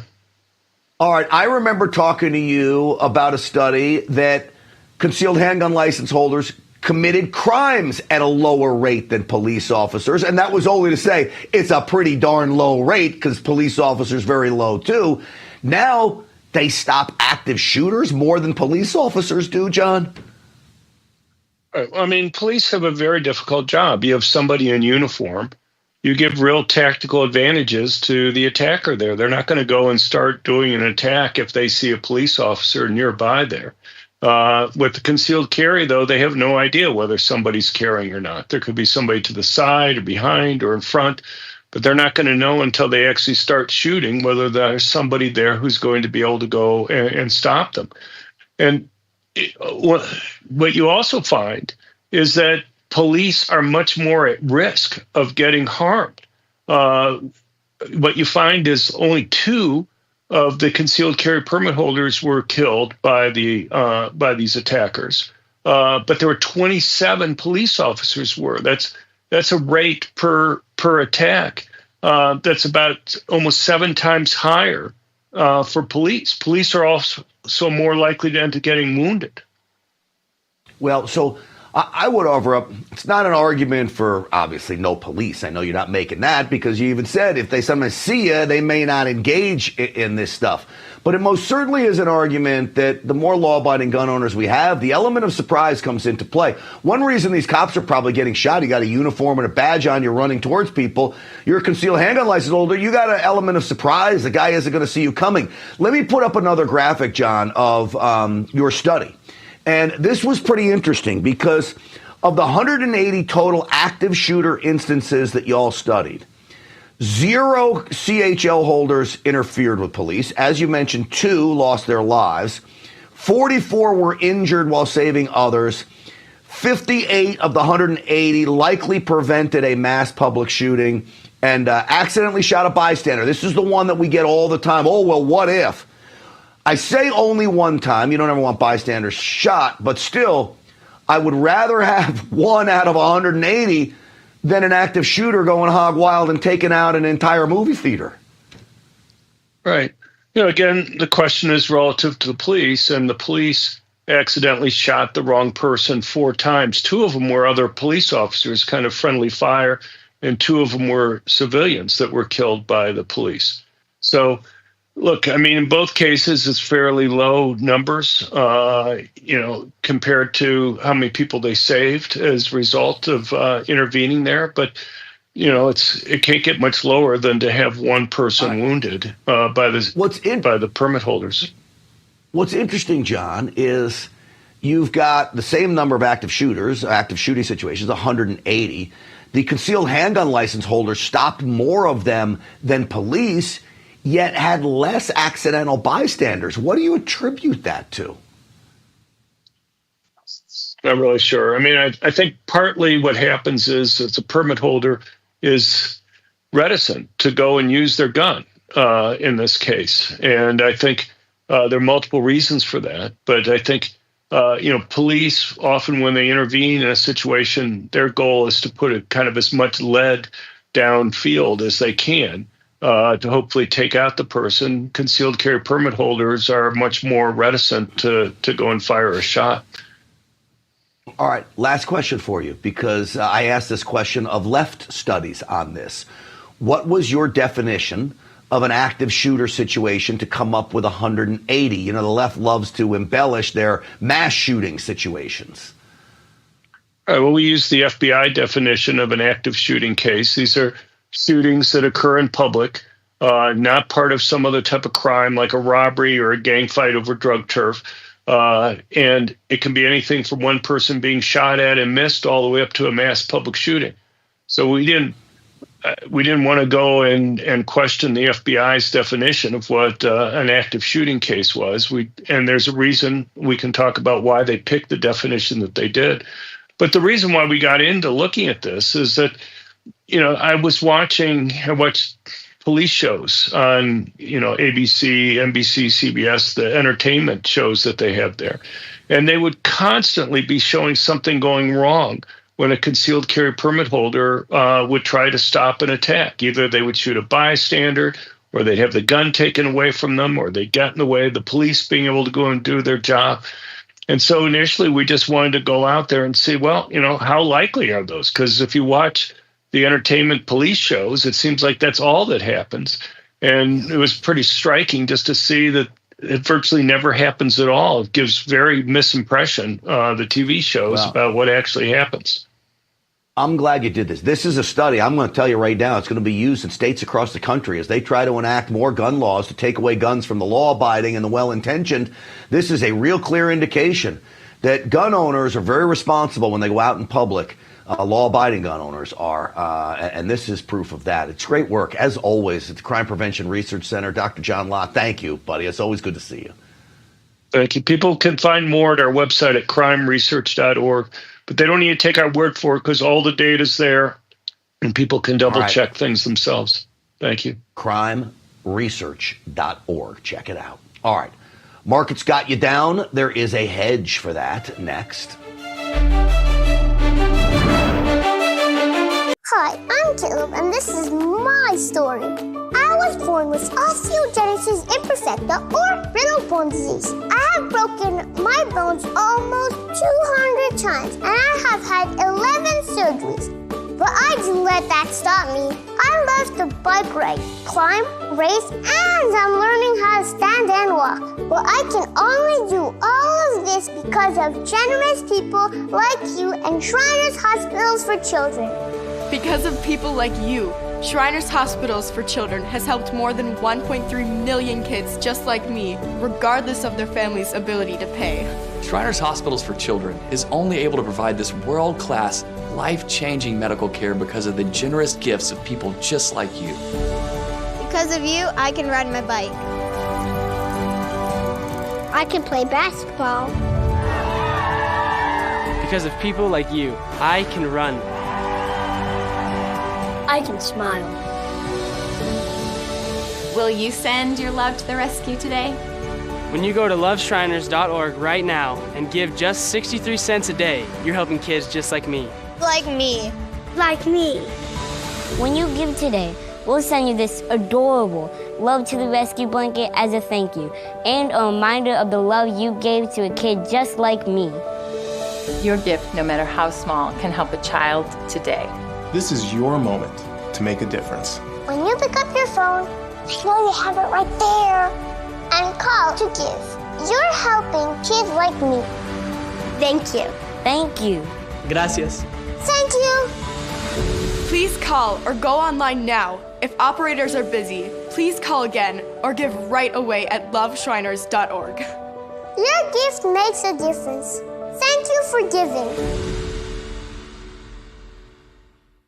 Either you marry or you die. If you're a Christian, then there's no place for you in this city. Those words from Tara's father brought only one thought to the mind of the 16-year-old girl. She must hold on to her Bible and to her faith and leave her city to survive. From the voice of the martyrs comes Heart of Fire, 8 women in the underground church and their stories of costly faith. Tara's story is not unique among these courageous women, from the young Vietnamese girl who turns down freedom in order to evangelize the people of her communist homeland, to the Australian missionary who spreads the good news across India after her family was burned alive for their faith. The stories of these women will inspire you to pursue Christ with a new passion. To receive this free book, call the number on your screen or scan this QR code or go to vom.org/hearts. That's vom.org/hearts.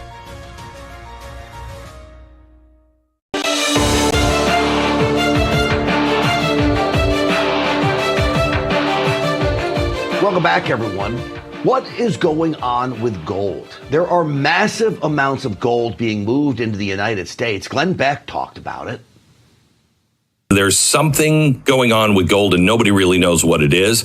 Somebody here in the United States is buying a crap load of gold. We think, I hope, it's the Treasury or the central bank, the Fed. But somebody is taking huge physical deliveries, and it's causing shortages in London. Well, Glenn Beck is correct on that. In fact, I'm told plane loads of gold are being flown into the United States, creating shortages. I do believe the Treasury is buying gold. Most central banks are. I also believe many investment banks are probably starting to hoard gold as well. I want to bring in now our sponsor on this program from Precious Metals Specialist for Birch Gold Group. Philip Patrick is with us. Philip, it's good to see you. Good to see you, Grant.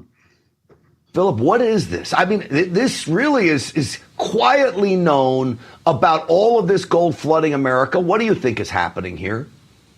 Look, there's a couple of things. First of all, there's an arbitrage play here. Demand in the US for gold is higher at the moment than it is most other places. And a gold bar commands a higher price in the US than it does elsewhere. So there's an arbitrage play. Now, we always see these differences, but they're never big enough to warrant shipping.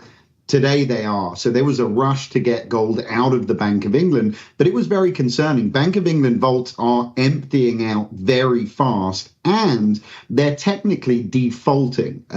Within LBMA rules, you need to ship within 7 days. They're so backlogged with demand that it's taking them 6 to 8 weeks right now. And the big question for a while is, do they have the gold? Because the Bank of England were asking other central banks whose gold they custody whether they could borrow it. So a lot's going on, but it's a reflection of massively increasing demand here in the United States. And I think trying to front run tariffs as well. So a few drivers. All right, there's a lot of uncertainty, as we've seen in the markets over the last few days going on. Gold has always been a safe haven for that. I see gold being moved really from all over the world. I think, do they look at America as also a safe haven to store this as things start to kind of collapse in Europe? Maybe they just want to store it here. There's a part of that, but I think ultimately the big driver is demand. Demand in the US right now, we have currency concerns, is higher, and it's institutional as well as individual. And as we've discussed previously on the show, central banks as well. Last quarter of last year was the single biggest quarter for central bank buying in history, and that was following the election results. So I think we're gearing up for some volatility. At the end of the day, Trump's plan is a big plan. We need to reshape the economy and we need to curb spending. So there's going to be a period of volatility, uncertainty, and decline before we can start to rebuild. And I think that's just playing in. So if all these central banks are buying it, if we think the Treasury is buying it here, they hoard it. I mean, they're not buying and selling it and trading it. That means gold's coming off the market. It's being put in a vault. I would imagine this is a great opportunity for us to follow the smart money here as an individual, and that's where Birch Gold comes in.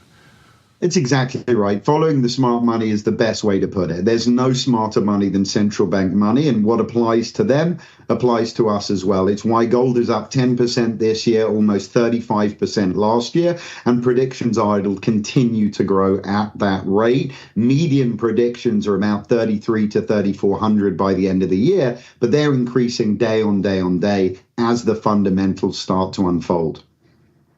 Yeah.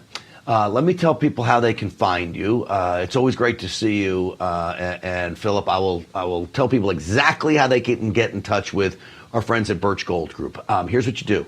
Just text America to the number 989898 to get your free info kit on gold. Again, text America to the number 989898. You get that free info kit. And remember, of course, always with Birch Gold, there is no obligation, only information. All right, coming up next, our man, Rav, Chief White House Correspondent, is at it again.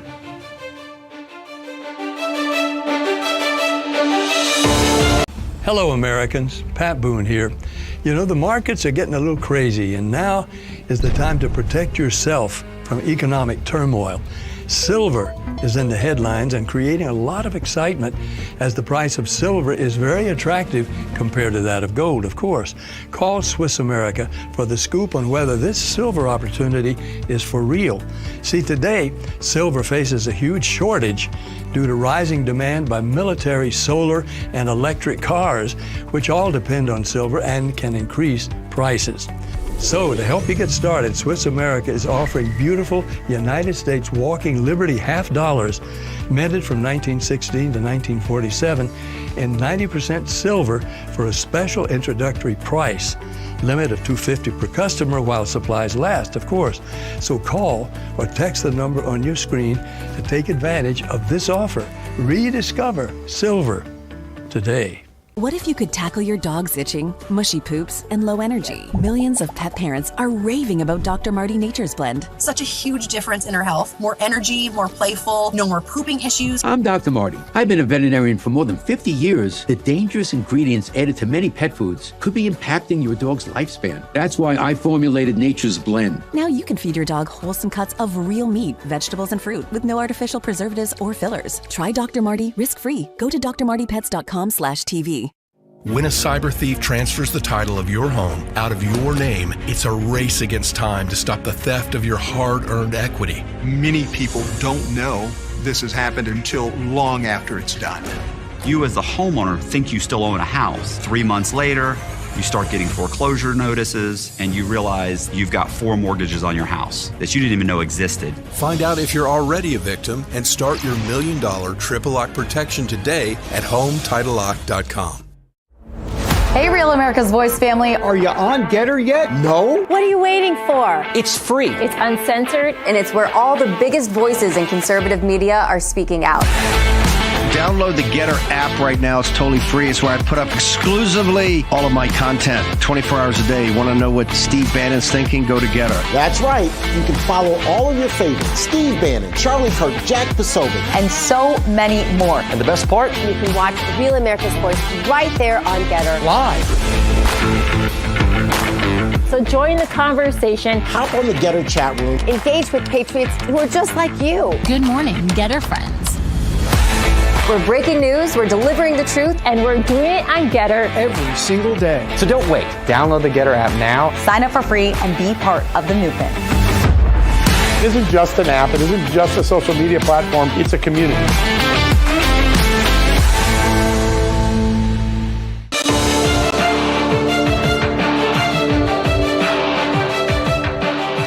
You know, for a long time, I thought I had the best job on RAF. But I no longer think that. I think my buddy Brian Glenn, our chief White House correspondent, has the best job. He is asking some amazing questions. So the leader of Ireland is sitting in with President Trump, and this is what Brian Glenn asks him.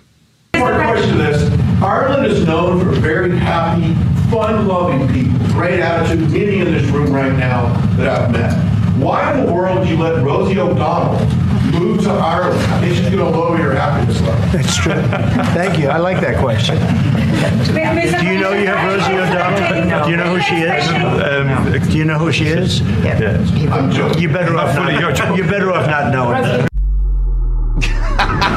I like that question. He says, oh, we need the body language guy as he mentions Rosie. Remember, President Trump had some awful, horrible things to say about Rosie. She deserved them, though. She said some horrible things about President Trump. And I love that the leader of Ireland has no idea who Rosie O'Donnell is. I mean, honestly, is she in anything these days anymore? I don't know. I don't think so. Brian Glenn, keep the questions coming.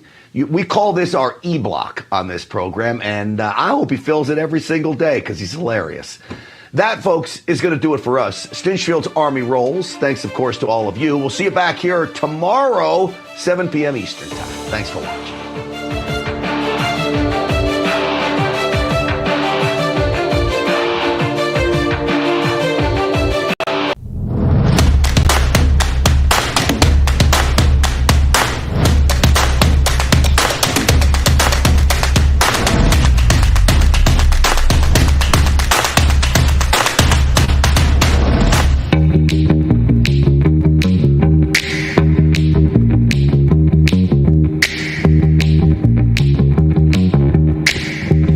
All right, 8 o'clock, live from Studio 6B on a Wednesday night, Real America's Voice, March 12th, and across the airways of 103.9 LI News Radio. Glad you're in on what's going to be a busy Wednesday night.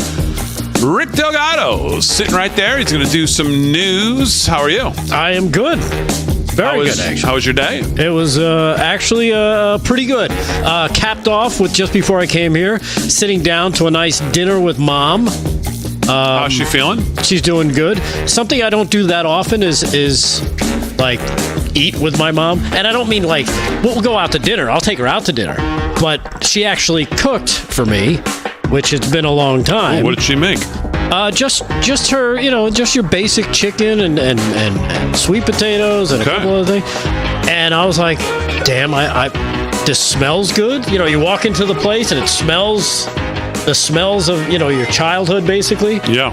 And damn it, if she's not still a pretty damn good cook. Still got it, huh? Still got it. Still brings it.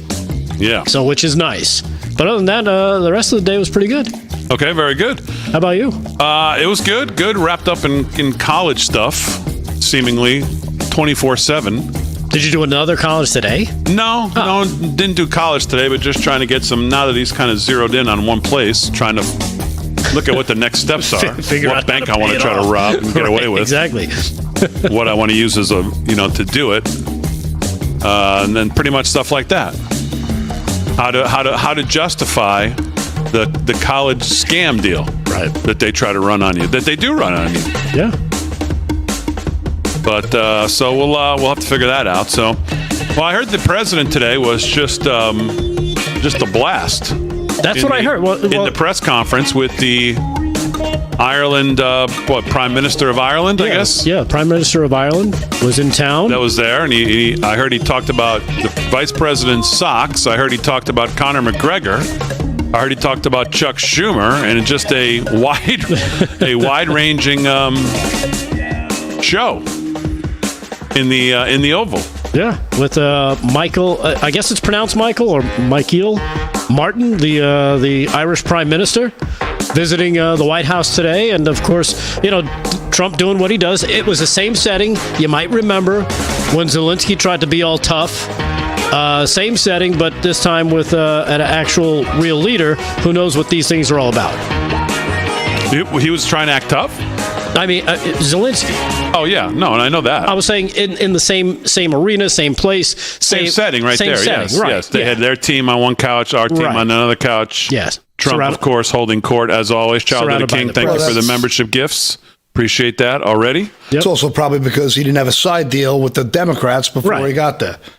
As Zelensky did. Right, which I think we talked about that article. Paul, how are you? I'm well. Mr. Nolan's going to have some news as well. Slick will be here to do sports. He's got a town council meeting that he's at tonight, and he just texted me that he just left, so he'll be here in a little bit. Want to welcome everybody who's watching on social media at LFS6B. Hit the like, subscribe.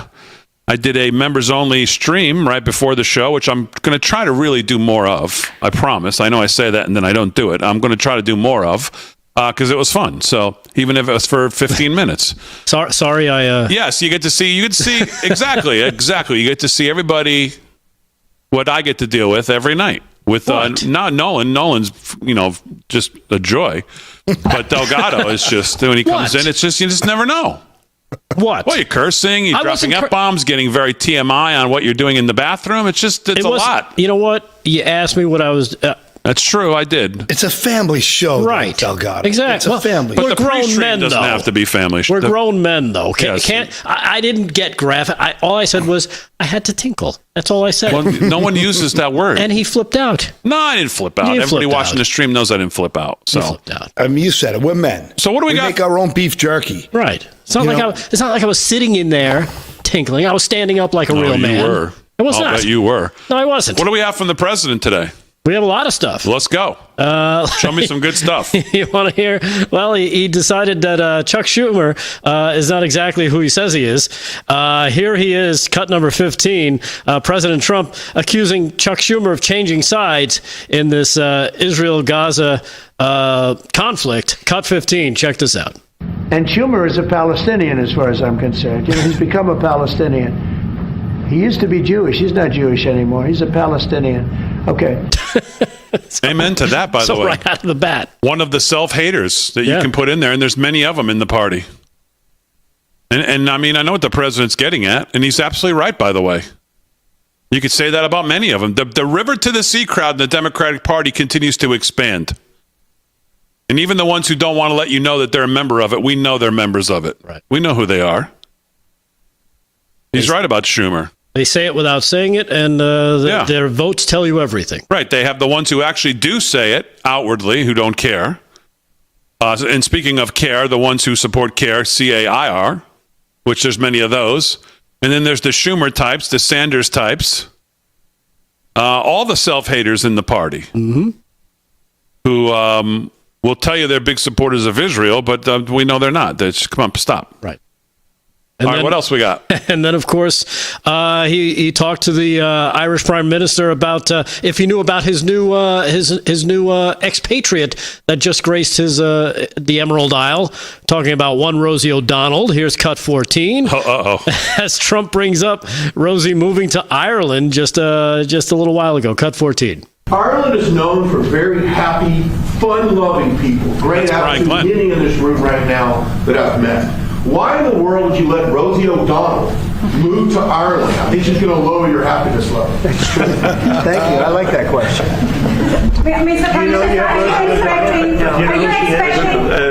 Do you know who she is? Yeah. I'm joking. You better off not knowing. President Trump, You're better off not knowing. That was Brian, I think. It sounded like him, yeah. That's a tough one from Brian there. Yeah. So yeah, a couple of Trump clips kicking off the night. Yeah, that's a tough one for the president. If you remember, one of the more iconic moments, of course, was in looking at their relationship now. It's interesting to think back on Megyn Kelly opening up that very first debate in 2000. I guess it was 16. Yes, he's slow. Saying you call women fat pigs, you call this, that. Remember everybody? Yeah. And only Rosie O'Donnell. I mean, hard to forget that moment. And by the way, look at his relationship now with Megyn Kelly from that. It's fascinating, right? How far that's come. On both sides. As they've gotten to really know each other. Right. And of course, she's come to the light of really how wretched these people really are, that he was clearly Didn't she on have that little long stint ago. over there on CNN, though? She was placating her new bosses at CNN at the time.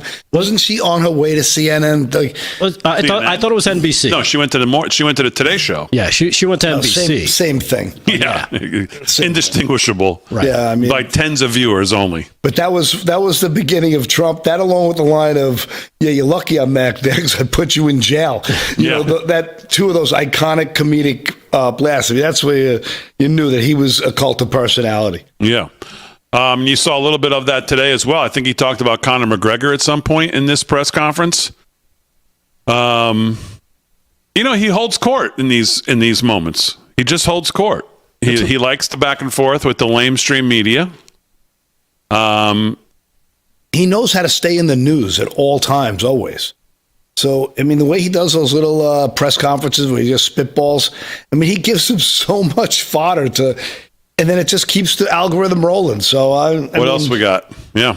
You want to keep going with Mr. Trump? All right. Well, here he is talking about men and women's sports still being an issue. Cut number 17 is, again, from today with his sit-down with the Irish Prime Minister right there at the White House. Cut 17. Who would allow this to happen? Who would allow men to play in women's sports? And they're still fighting it. It's got to be a 95% issue. But they're on television this morning. I see this person, a Democrat, say, we should have the right. No. Men should not be. They're hurting women. They're hurting women very badly. They're hurting women. And they should not. And they're also demeaning women. But who would want these things? And everything's transgender. Everybody transgender. That's all you hear about. Now, that's why we won the election in record numbers. Yeah. There you have it. Yeah. So it's very interesting, obviously, now as we see what has started to unravel. And I think I would have bet, if you asked me yesterday if there was going to be 8 Democrats to vote for this CR, I would have said yes, because I would have figured it was already baked in. The deal was already cut between Johnson and Hakeem Jeffries. Mm-hmm. That's truly what I would have thought. I would have been wrong, because it seems like tonight. Now it seems that Schumer says we're going to shut the government down tonight. Right. Is it tonight? Yeah. He said it earlier. Is it today the 12th or is it the 14th? Today's the 12th. 12th. That the Democrats are going to shut the government down. And I was thinking about this in the few moments that I did have to think about politics today. And I thought to myself, what? This was not on my bingo card. We've been through this how many times with the Republicans, and we complain that they're controlled opposition and they're not really serious, and they're always more afraid of the shutdown than they are of the out of control spending that we're always doing and always supporting. And we understand what happened with this CR. There's no reason to keep go back over that. We all know where our positions are with that. But I'm listening to this today and thinking the Democrat. Now, you could go back and find videos of Hakeem Jeffries and the Democrats as recently as obviously even last year talking about government shutdowns in the most horrific, terrible way when framing it for Trump and the Republicans, and they're going to shut the government down and what it's going to mean. Oh, my goodness. Oh, my God, the world's going to end. Grandma's going to die. Yeah, the whole thing. And here they are. Yeah. On the doorstep of what really could end up being the greatest 4D chess move ever. Because if they do, all it's going to end up doing is showing to Elon and to the president, and maybe we just keep cutting, and maybe we don't really need, I don't know, a couple 100,000 people here. Maybe not. And you know what's interesting, too? It pivots back to, it puts them in a corner. It paints the Democrats in a bad corner, because now they're going to be responsible. Everybody's going to know it, that they're responsible for the shutdown. But if they go ahead and say, okay, we'll sign off on this CR, which we all hate, But we realize now that it's a vehicle to get you to reconciliation, which is where they're going to make these cuts.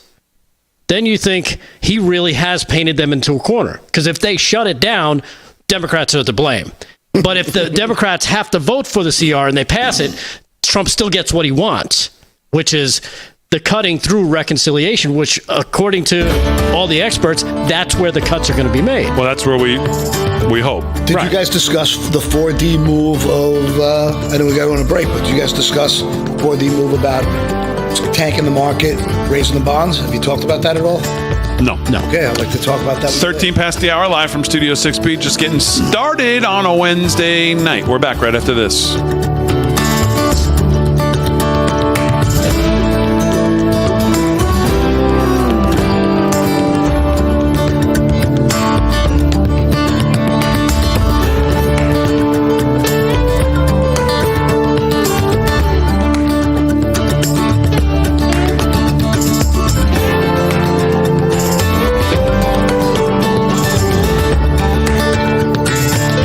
This special Passover holy day is of urgent importance. This is our last chance to help save thousands of Holocaust survivors in the former Soviet Union today. She is a Holocaust survivor who has seen far more evil than any human being should endure. Have you eaten this morning? I ate a carrot, and this is what she ate in 2 days. Please pray through me. We bring that still, soft voice of God to these abandoned Holocaust survivors. This Passover, you will receive God's blessing when you bless these children of Israel. Your urgently needed gift of only $25 will help rush a food box packed full of life-saving essentials to feed an elderly Jewish person struggling to survive. Vavara is 89 years old and she's completely blind and alone. I am blind, but I'm alive, and I would eat matzah again. Thank you. Perhaps you could tell my story.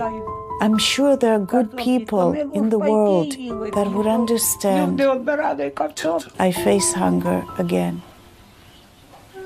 When Nina saw the food box that Christians provided, you will not be hungry again. She burst into tears. This is what God wants from us. Just feed the hungry. Please don't delay. Call, scan, or go online now to help rush one survival food box to a Holocaust survivor who is suffering and in desperate need. The FBI calls it house stealing, the latest scam where a cyber thief transfers the title of your home out of your name and steals your hard-earned equity.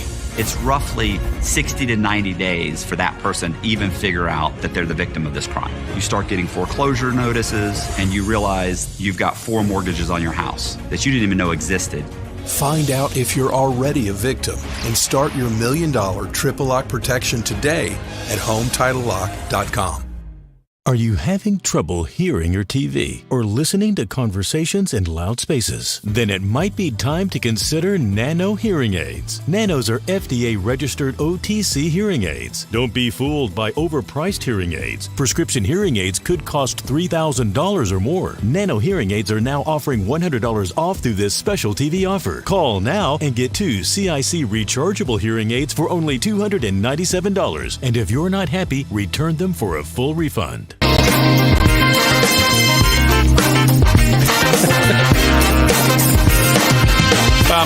17 past the hour, live from Studio 6B. On a Wednesday night, Real America's Voice and across the airways of 103.9 LI News Radio. Glad you're in. Slick Rick is here now. He's going to do some sports. Rick Delgado's going to do the news. Paul Nolan's got some news as well. Aaron and Fran, of course, holding it down as always. Slickster, how are you? I'm doing good, Big D. Like that blue, looking sharp as always. Blue, how was baby. your day and your evening so far? It was good. Busy. Apologize for being late. I was stuck at a town meeting. I had to stay a couple minutes I told the audience, later. I said I got a text from the Slickster. Apologies. He's on his way, no problem. But I listened to you on LI News Radio 103.9. Look out. I got to tell you, phenomenal sound. Fran is doing some job in there, and I was like, wow, this sounds like a really professional show. Got them all. You guys sound Man, we got them fooled. Yeah, All right. sound as long great. as you close your eyes, it sounds good. I love catching you. Yeah, everybody's always said we have a face for radio. So You speak there for you go. yourselves. There you go. All right, we'll get back to sports. We'll give Slick a moment here to settle in, but let's do some. We'll do some news here. News is brought to you by our friends at Freedom Force Nutrition, available live from Studio6B.com, right there on the homepage. And that is now. See, someone just said Big D March 14th. So it is. The shutdown's not tonight. It's the 14th. Friday night. Right. Okay. No, you were asking me what date it was. Oh, yeah, no. Shutdown is Friday night. 12. Schumer's saying that they're not going to find 8 votes to pass cloture and to pass this thing, and they're going to put the government into shutdown. So we'll talk a lot more about that. Maybe Delgado will lead with that news. I don't know, but let's do the news, and here he is. Rick Delgado, what's going on? Well, I'm not going to lead with that one because I don't know anything about it. What I do have is other things that have been out there that we should be talking about. And when it comes to immigration, we've seen the numbers basically fall off a cliff in terms of illegal immigration at the southern border. But also this little trick that the Trump administration has done. Remember that CBP One app that the Biden administration used? Yes. That anybody in the world, wherever you were in the world, you download this app, and all of a sudden you punch in your fake information. They'll accept it with sight unseen, and you can come right into the country, no questions asked. Well, the Trump administration has taken that tool and has relaunched it as a self-deportation tool. Yes, you heard it. They've relaunched the Biden administration's smartphone app used by nearly 1 million illegal immigrants to enter the U.S. as a self-deportation tool dubbed CBP Home. In other words, go back home. The new application will offer several features, including allowing illegals to declare intent to self-deport and leave the country. It'll give you access to get your butt on a train. No, I'm kidding. On Monday, the CBP announced that the relaunch in a press release listing the new functions. President Trump ended the previous application, CBP One, immediately after his inauguration in January. The new application still allow non-migrant aliens to apply for and pay fees for an I-94 temporary level travel permit that allows visitors to travel 25 miles from the border and for periods no longer than 72 hours. But it ends there. In addition, the application will allow commercial importers to request inspections for perishable cargo. Like CBP One, the application is going to allow users to check wait times at borders, ports of entry, and allow bus operators to submit passenger manifests to facilitate inspection upon arrival. But the Home app is free. It's going to be able to be downloaded on Apple and Android devices. And noticeably absent from the new app is the ability for migrants intending to enter the U.S. to apply for admission for the purpose of claiming asylum. That has been taken off the app. And by January 2025, when the application was ended by Trump, more than, like I said, nearly 1 million illegals had entered the country and were released into the country using the application. So hopefully this is a step in the right direction. And, let's face it, they get their free cell phones from the government. Now they got a tool to ship them right back home. So download it today. Everything's a step in the right direction, especially what the president obviously has quickly done at the border with Tom Homan. But, I mean, you also have to look at the reality of the situation. And we've talked about this before. And you look at what ICE said today. Acting ICE Director Todd Lyons came out today with officially the first group of numbers of arrests and deportations in the Trump administration, first 50 days in office. The number is a little over 32,000. So if you expand that out, that's around 240,000 a year, and it's a little under 1 million in 4 years at that pace. So as good as everything is, the border closing it down, getting aggressive what they can on these apps, like you just described. Mm-hmm. The reality, as we said, of thinking that we were going to somehow deport everybody that, or even get reasonably close to anything remotely close to what Biden let in, I think that it's going to become increasingly clear that that's going to be just an impossibility for anybody. Yeah. Yeah, it's going to be tough. But you know what? You got to at least try. Of course. Speaking of the border, again, if you do 1 million in 4 years and Biden, let's say, let in 12, yeah, you're still definitely behind the 8 ball. Speaking of the border, believe it or not, this is Mexico is pushing for the U.S. to stem the flow of illegal firearms, fueling violence, drugs, and migration across the southwest border. Mexican President Claudia Sheinbaum linked the tariff ceasefire to the U.S. government's commitment to stop trafficking of high-powered weapons. In the next month, Mexico will also ask the U.S. Supreme Court's endorsement of its lawsuit against gun manufacturers. That's probably not going to happen, so don't worry about it. But still, the cartels have flooded their own nation with illegal firearms sold by U.S. gun manufacturers. And not only U.S. gun manufacturers, but they have, from what I understand, here's Colonel Doug McGregor talking about the firearms and the increased military-grade firearms these Mexican cartels have just across the border that have made them they've taken it to another level, so to speak. Here he is, cut number 2, talking about this and where some of these weapons have come from, which could be a surprise if you haven't seen this clip. Here's cut number 2. Check this out. I mean, you join the cartel, you get free health care, you get all of this. It's bizarre, but it's real. And you pointed out the weapons going down there are serious. I was down there and we talked to several people who were border patrolmen, also talked to some Texas Guard people, and said we just go 100 yards on the other side into Mexico, and behind the ridgeline over there, you'll see all the weapons, all the RPGs, the Javelin missile systems that have found their way to Mexico. Javelin missile systems? Oh, yeah, we've got it. They've got those things over there. From Ukraine? Yeah, sure. Well, we sent over, I don't know how many, 1,000 of them? And several hundred were captured by the Russians. And then I'm sure several were sold on the black market. I mean, about 50% of everything that showed up there ended up somewhere that didn't belong. You know, it's just one huge corrupt industry in Ukraine. And the longer we feed it cash, the worse it will get. So you've got to starve it of cash, starve it of ammunition. Yeah. And that's just part of what they're finding. When you talk about Javelin missile systems run by or controlled by Mexican drug cartels, right? We don't need Doge, right? No, unbelievable. I'm just surprised that the administration they obviously must know about this. Why haven't they just gone in and just lit up the place and just destroy all those things? So Same the reason cartels why can't use them. Obama left $10 billion of equipment for ISIS, and Sleepy Joe did the same thing for the Taliban. Same reason, to keep the wars going, to keep them funded, keep them armed, to keep their machine going in its perpetual circle pile of BS. That's why. Well, I'm talking about our current administration.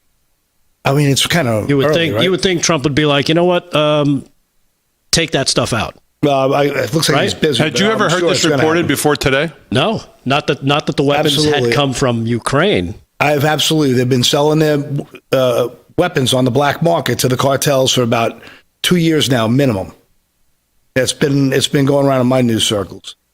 That's just crazy. All right, 26 past the hour. We'll do sports with Slick. Some news with Paul Nolan on a Wednesday night. Real America's Voice and across the airways of 103.9 LI News Radio. We're back right after this.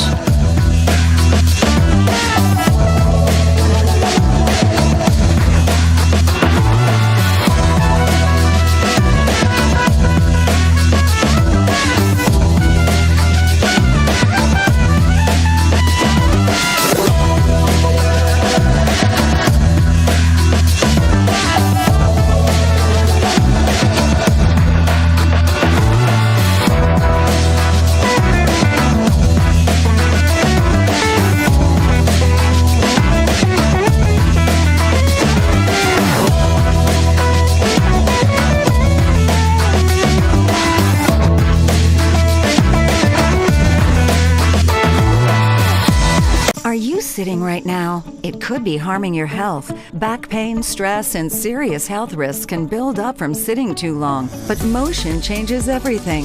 Introducing Ready Rocker with its patented Rock Perfect design that supports your spine as it helps improve posture, relieve back pain, boost circulation, and release endorphins for your overall well-being, no matter where you are. Lightweight, portable, and covered in memory foam, Ready Rocker instantly transforms any chair or space into a healthier sitting experience. Sitting too long isn't just uncomfortable, it's unhealthy. With Ready Rocker, we make sitting a healthier experience for people of all ages. From soothing babies to helping with posture, back pain, and stress, we discovered that rocking can truly improve lives. Sitting is the new smoking. A sedentary lifestyle, whether you're sitting at a desk or in a vehicle all day, is not good for the body to just stay in that same position. And that's why the Ready Rocker is so effective. The rocking motion constantly keeps you active and helps you ease pain, reduces stress. It actually releases endorphins in the brain. It's a mood booster. I used to be in pain all the time, but with Ready Rocker, I felt relief, and I'm in a better mood. I take it everywhere. I can literally feel the stress being taken off my joints while rocking. My back stopped hurting, my arthritis felt better. It's just wonderful. Now you can join the movement that's changing lives and helping thousands find relief. Call now or go online to get 35% off your purchase. We'll even ship it for free. Plus, you'll get this bonus canvas tote bag. Ready Rocker is changing lives one rock at a time. Now it's your turn to experience the relief for yourself. Call 1-800-592-1572 or go to GetReadyRocker.com. That's 1-800-592-1572 or go to GetReadyRocker.com. Call now. Independence. With that declaration, America was born. Inspired by a belief in the God-given rights of every human being and in the good that comes from exercising these rights well. The founders of our great nation chose independence. As do we. Hillsdale College accepts no government funding because independence makes possible the good to which we aspire. Are you over 50? Would you like to get up to 33% more income in retirement? Call now and get this free book, Annuity Do's and Don'ts for Baby Boomers, from a leading financial firm on maximizing your income in retirement. And if you call right now, as a bonus, we'll throw in a free annuity rate report. Don't miss out on this opportunity because supplies are limited. Both books are yours free, just for calling Annuity General today. Call 800-899-6246.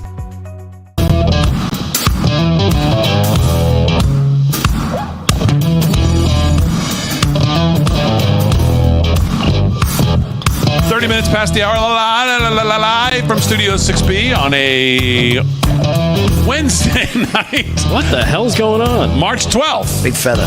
Real America's Voice and across the airways of 103.9 LI News Radio. Slick's not doing sports yet. Yeah, he's ready. I'm ready. Whenever you're ready. If you want. You did sports already? No, I didn't do sports yet, Big D. That's what I just said. You said, no, I did. No, I didn't say I did. Delgado said it. No. I said, no, he's ready. Delgado's doing the news. Right. Paul Nolan's doing some news as well. Aaron and Fran holding it down as always. If you're watching on social media, we appreciate it. Hit the I'm like here for and the ice cream. subscribe. Thumbs up. Yeah, I'm loitering. You're waiting for ice cream. Let's do some sports. Sports is brought to you by Mike Lindell. LFS6B is the promo code to use if you want to shop at MyPillow. If you're shopping there for Easter stuff, Mike's got some great stuff. He's got that Mike Cross. Now he's got some pillows. He's got all kinds of great stuff. And by the way, you know it's a good gift? Mike Lindell's book. If you have some people struggling with, that's a story of struggling and coming out the other side. Mike Lindell's book, that's a good gift for somebody to read as well. LFS6B is the promo code to use at MyPillow. Slick's got sports. Slickster, what's going on? Nice Mother's Day or Father's Day gift. Shop early, right? That's coming up too, yeah. Easter, Mother's Day, Father's Day. St. Patrick's Day? That's a nice book. That's a nice gift. St. Patrick's Day, yeah. Oh, St. Patrick's Day, yes. NCAA, Big D. Men's Basketball Division I. Big Selection Sunday coming up in just a few days. Who's your number ones? Well, I don't know. I'm going to kind of roll with Alabama, I think. I like them. Alabama? Yeah, I like them. As a number one? As a number one, but that's who I'm kind of going with. My dark horse. You like Nate Oates, huh? I like Nate Oates, too. He's a great coach. Yeah. But they ain't going to go they're not going to beat Auburn or Duke or... Oh, they just beat Auburn. Oh, that's right. They beat Auburn, yeah.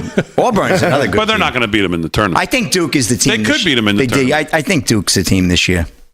What do you think? I don't know. There's a lot of parity in college basketball, man. You know what the problem with Duke is? I'm going St. John's. They're not playing anybody. Look out for St. John's. I like that call, Queens, too. baby. I like that call. I like that. Look out for St. John's. College basketball needs St. John's to be good. Patino breaks out the white suit. I'm all on St. John's. Oh, the white suit. Now he had a communion suit. Did you see it last week when he broke it out? No. Did he? He had it on. Yeah. Did he? Oh, man, that's a classic.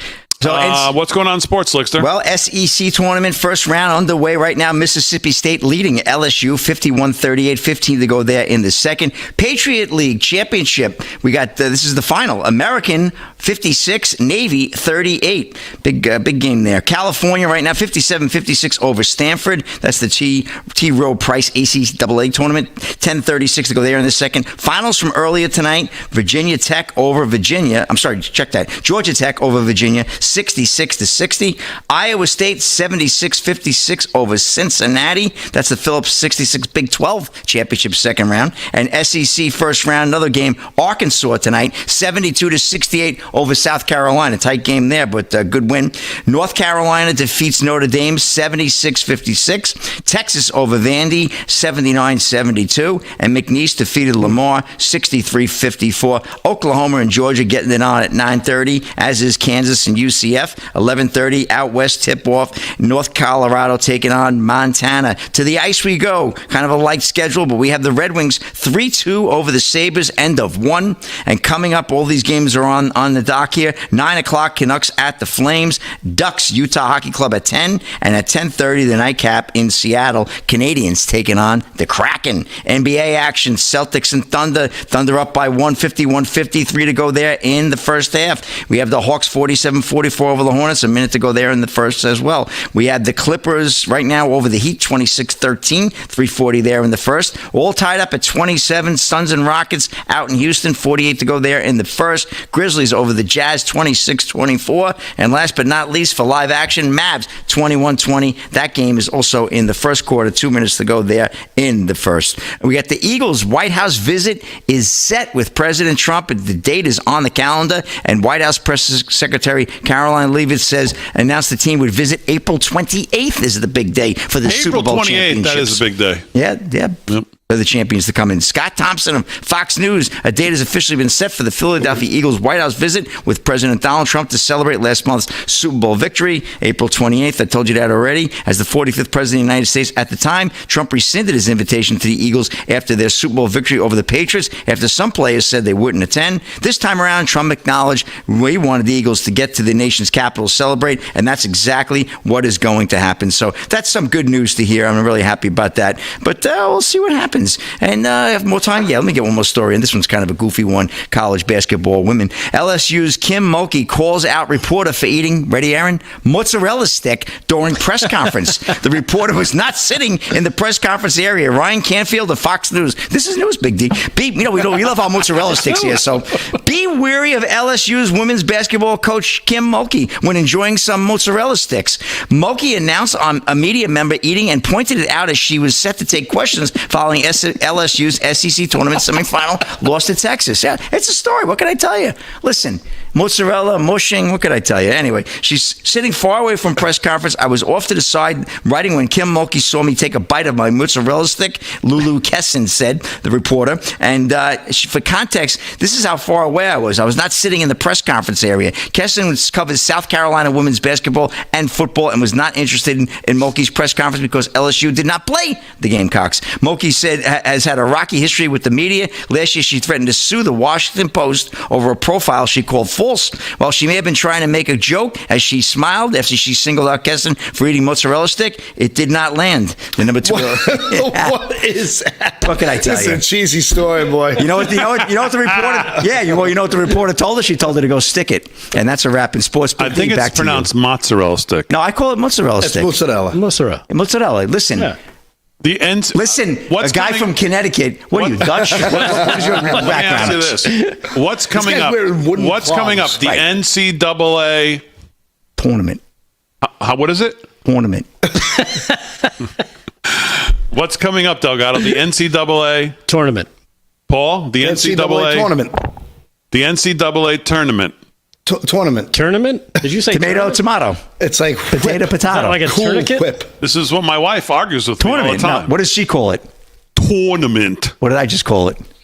She's right. She's right? Yep, your wife what is a right. surprise. Listen, happy wife. Wife's always news to right. me. My wife's right? Oh, you're kidding. Yes, Damon's showing off because he speaks English. Anyway. It's a from tournament. His Lily White, Connecticut. It's the NCAA tournament. You're going to be sleeping with a tourniquet. You keep walking in talking about that. That's what it sounds like, tourniquet. So someone get me a cup of coffee. Yeah.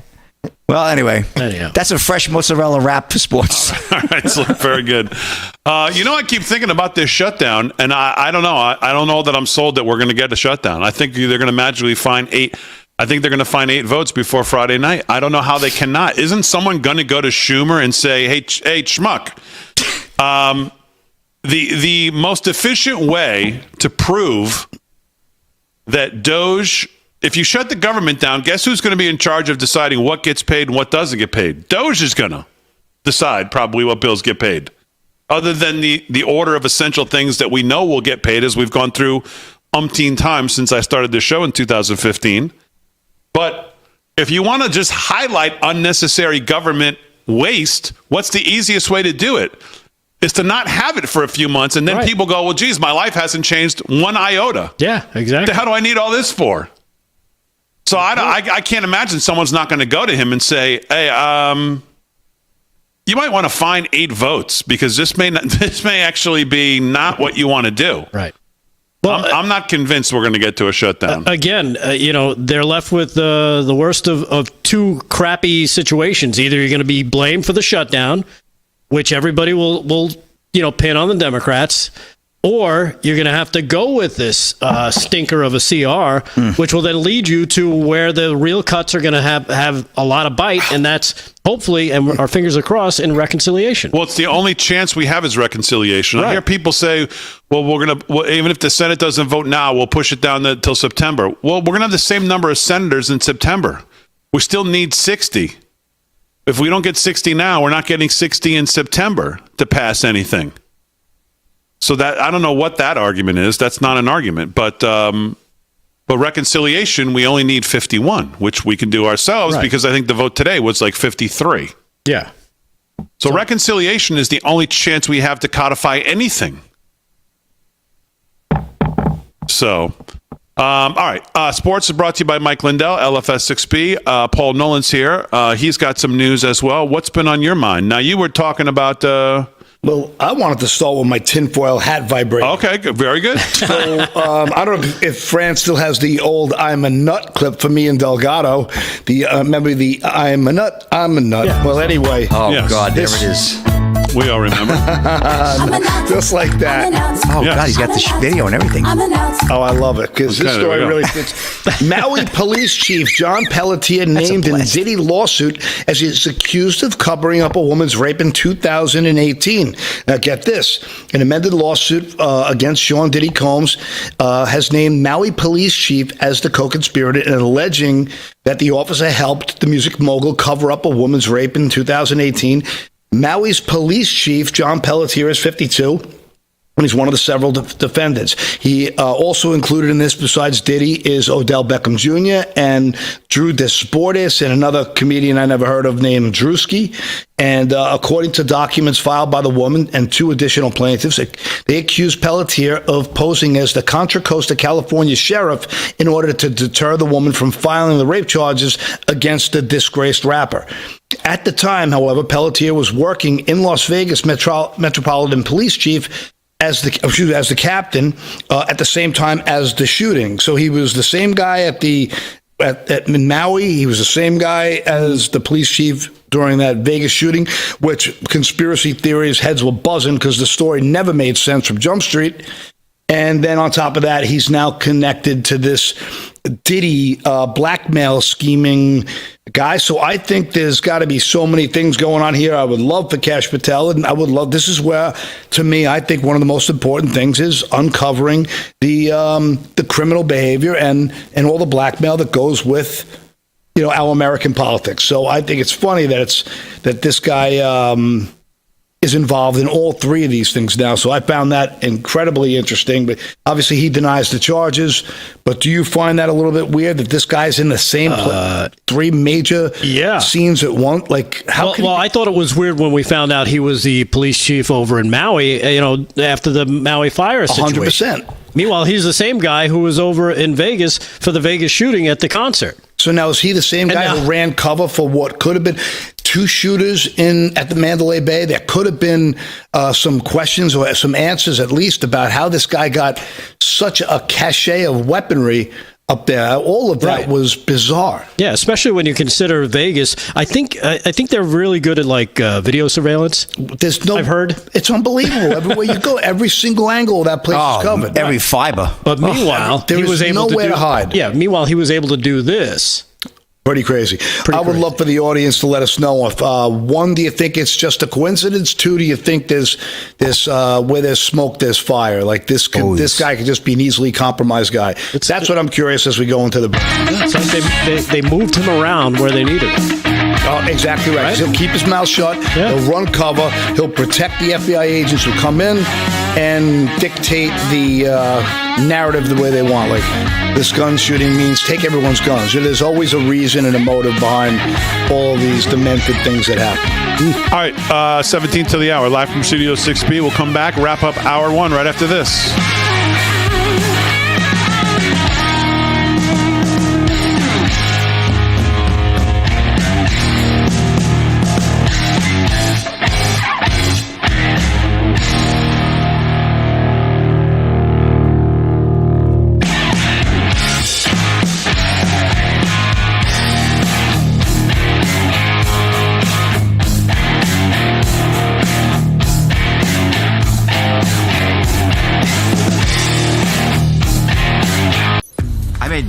Stealing homes before I went to prison.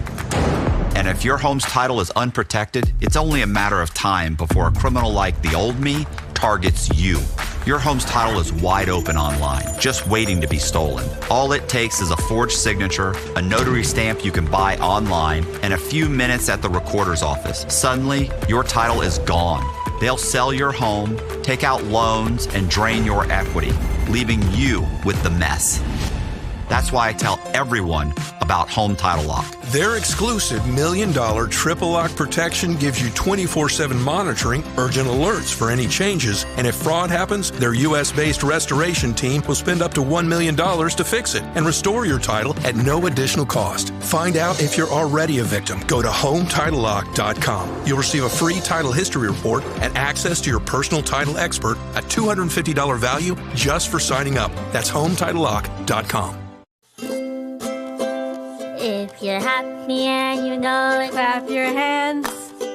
If you're happy and you know it, ride your bike. If you're happy and you know it, then your face will surely show it. If you're happy and you know it, smile big and bright.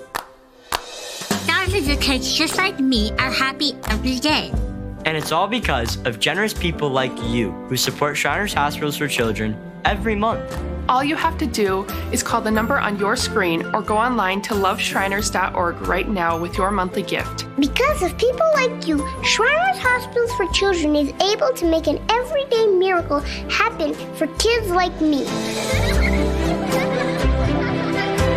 If you're happy and you know it, dance around. If you're happy and you know it, play a song.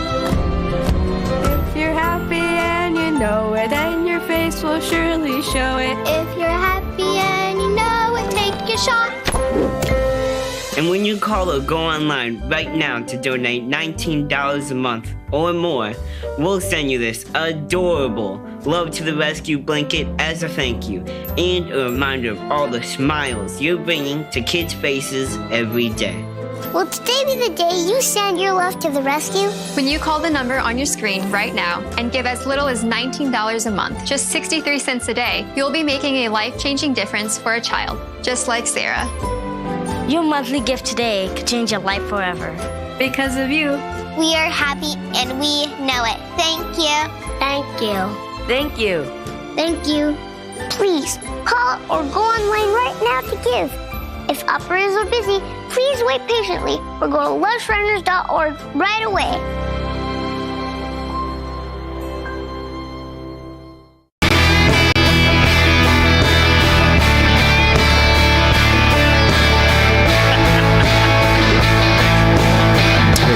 All right, 8:13 to the hour, live from Studio 6B, Real America's Voice, and across the airways of 1039 LI News Radio. Glad you're in on a Wednesday. Couple of things here I took notice of today. First of all, CPI came out this morning, and it was a little softer than people expected, but you dig into the report and see what really came down. It was not things that, again, and I said this before, and I said it, I think, Paul, in the last commercial break, people who, first of all, they want to pull their hair out when they think about CPI, what it is, how they come up with it, all of this gobbledygook to get to these numbers. And as we said, it's all just a basket of misinformation, quite frankly. And of course, if you look at housing, the most basic of human needs, and in 2/3 of the CPI number, it's just rip-roaring hot. The prices of housing still going up all over the country, unaffordable all over the country, mortgage rates unaffordable all over the country. But furthermore, people just don't judge their life by some number that, CNBC reports once a month at 8:30 a.m. on a Wednesday or Friday morning. They judge it by the prices of the things they buy when they go into the store. And I hear people on TV today going, oh, it's down to over 3.1. 3.1 is terrible. I mean, I think people have kind of lost perspective of CPI under Trump when he left office was 1.8%. Now we are at over 3. We've been as high as 9. And the way the media frames this stuff, it's like crazy. It's like something goes from 1 to 5. And they go, oh, it's a 500% increase. The next month it goes from 5 to 10. They go, oh, it's down to just a double. It's like, it's no good. It's still no good. And Trump's going to need a lot more time. You factor in these lags. That's like, I mean, I know people want to attribute good things, if the numbers are good, to Trump and bad things to Biden. But realistically, it's all attributed to Biden right now. And what they did, because you can't make up for the lag of the way these numbers work their way through the economy. Nothing since January 20th has worked its way through the economy, and the president right now is looking at the Federal Reserve Chairman, and the Federal Reserve Chairman's in a tough spot because inflation is not at 2%, not even close. Rates are still fairly aggressive. They've come down a little bit. I don't suspect he's going to cut again until maybe the summer. I can't see how he can. And of course, as you were saying, Paul, the president needs some reason for the Federal Reserve to cut rates, because the U.S. has, I think, what was the number I said? $7 trillion? $7 trillion is up in debt that needs to be redone in the next year or so. So I was watching a guy named George Gammon. He does a really nice channel. He explains economics in a very simple way, because let's be honest, sometimes it gets really confusing, like you said, when you're looking at the CPI numbers and where they get them, and so much of it is just speculation, so much of it is just theory. It's a lot of guessing, there's a lot of gobbledygook with it, but he does a nice job of using the white chalkboard. He was explaining that he felt as though he thinks Trump might be using the tariffs to rock the market, scare the market, run the market into the ground a little bit, not a full-blown crash, of course, force the bond market up. By forcing the bond market up, the Federal Reserve will be pressured into lowering the rate on the interest rate, which would mean he would be able to refi that debt at a much more favorable rate. So, which would alleviate a big burden of servicing the debt. So I thought that was an interesting take on it. I will try to find it, and I'll put it on my social, my X page. I keep calling it Twitter, but I'll put it on my X page, which is all the way up to 1,800 people. A couple of other things to point out about the numbers, and I think I retweeted this on X. You can put this up, Aaron, if you can. But just, again, to put things into perspective and why you can't immediately rush to blame somebody or give credit to somebody. I mean, this is not something you can blame on Trump, but look at the numbers. The first 5 months of fiscal year 2025 produced a deficit of $1.15 trillion. That's $319 billion more than the deficit recorded in the same period last fiscal year. Insane. We are running a $2.75 trillion annual deficit. Unbelievable. In February, was worse spending deficit this year than it was last year. It's almost like they're trying to collapse the dollar to usher in a new currency. From Zero Hedge today, U.S. deficit hits record $1.1 trillion in first 5 months of 2025, as February taxes failed to cover even half of the spending. Ugh. They say, first, the good news. Elon Musk's Doge is going through government spending with a fine-tooth comb, slashing $1 million here and $1 billion there. The bad news. At the rate it's going, Doge will need a few hundred years to make a tangible impact because, as the Treasury just reported this morning, in February, the U.S. government spent a staggering $603 billion, a 6% increase from the $567 billion they spent last February. So this past February that just ended, we spent $603 billion, up from February of last year, $567 billion. It collected $296 billion in tax revenue in February. $296 billion in, $603 billion out, which results in a $307 billion budget deficit for the month, which means that all tax revenues collected by the U.S. government in February were less than the deficit. Said otherwise, the U.S. spent more than twice what it collected in February, which in turn means this February's past deficit was just shy of the highest on record. And only the post-COVID shock of 2021 was greater and pushed the cumulative total for 2025 to now $1.147 trillion, covering 38% of all U.S. spending in fiscal 2025, and it's March 12th. This is a problem, obviously, because as shown in the next chart here, the cumulative budget deficit for the first 5 months of fiscal 2025 is the highest on record, surpassing even the fiscal shock from the depths of the post-COVID response.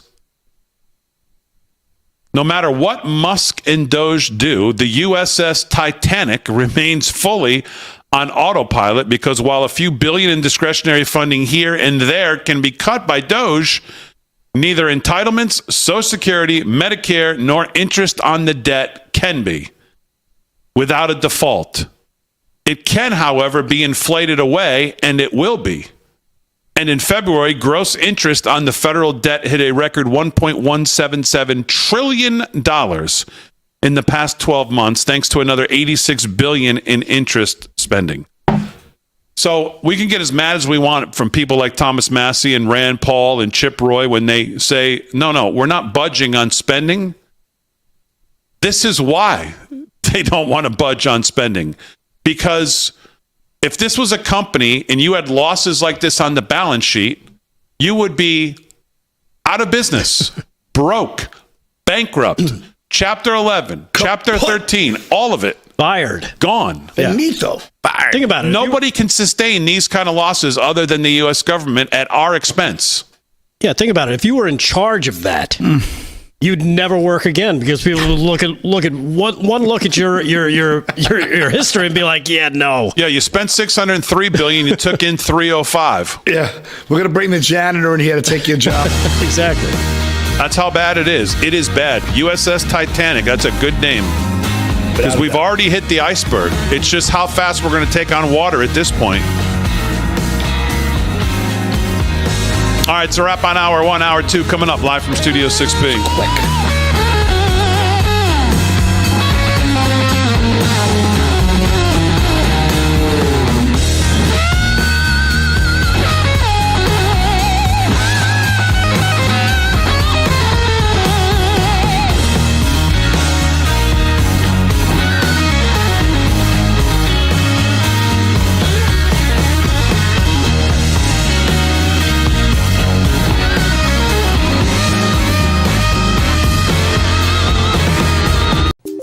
friend, do you remember when it felt good to withdraw your cash from the bank to expand a business, go on vacation, or buy a new car? Well, today, withdrawing your own cash has become a very risky business, according to The Secret War, a shocking new research report. I just read it. And folks, I was amazed to learn why banks are now required to spy on us for the government and then report any suspicious or unusual behavior. I suggest you get The Secret War free. Just call the number on the screen, no charge, from the folks at Swiss America. And get this, did you know simply spending cash today may be enough to have you branded as a potential criminal? That's right. The new war on cash is really a war against all freedom-loving Americans. The Secret War is yours free, so call the number on the screen and you can tell them Pat Boone gave you the number.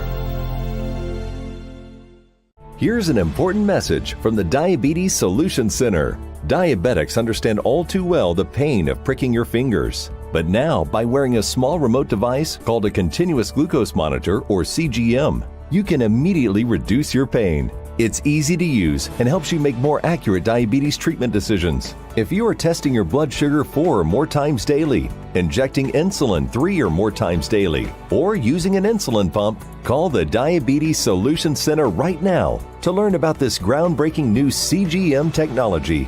And if you have Medicare, you can get a new CGM at little to no out-of-pocket cost. Shipping is free, and we'll even bill your insurance company for you. If you are testing your blood sugar 4 or more times daily, injecting insulin 3 or more times daily, or using an insulin pump, call the Diabetes Solution Center right now to learn how you can get your own continuous glucose monitor, or CGM, at little to no out-of-pocket cost. Hey, Real America's Voice family. Are you on Getter yet? No? What are you waiting for? It's free. It's uncensored. And it's where all the biggest voices in conservative media are speaking out.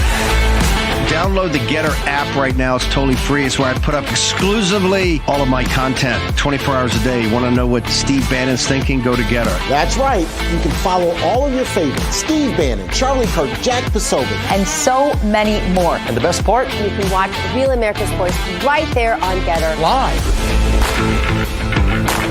So join the conversation. Hop on the Getter chat room. Engage with patriots who are just like you. Good morning, Getter friends. We're breaking news, we're delivering the truth, and we're doing it on Getter every single day. So don't wait. Download the Getter app now. Sign up for free and be part of the movement. It isn't just an app. It isn't just a social media platform. It's a community.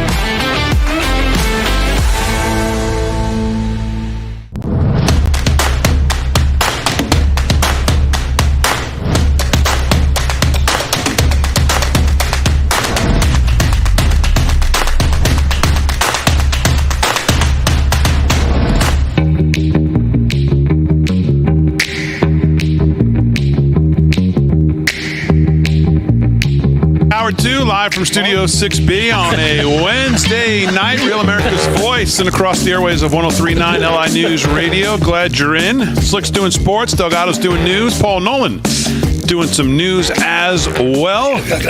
Aaron and Fran holding it down, of course, as always. Let's start hour 2 with a story that I had the other day and I never got to it, and it really is a stunning story. It just shows you the level of just absolute garbage nonsense that was going on in the Biden administration. And it's this headline out of the New York Post.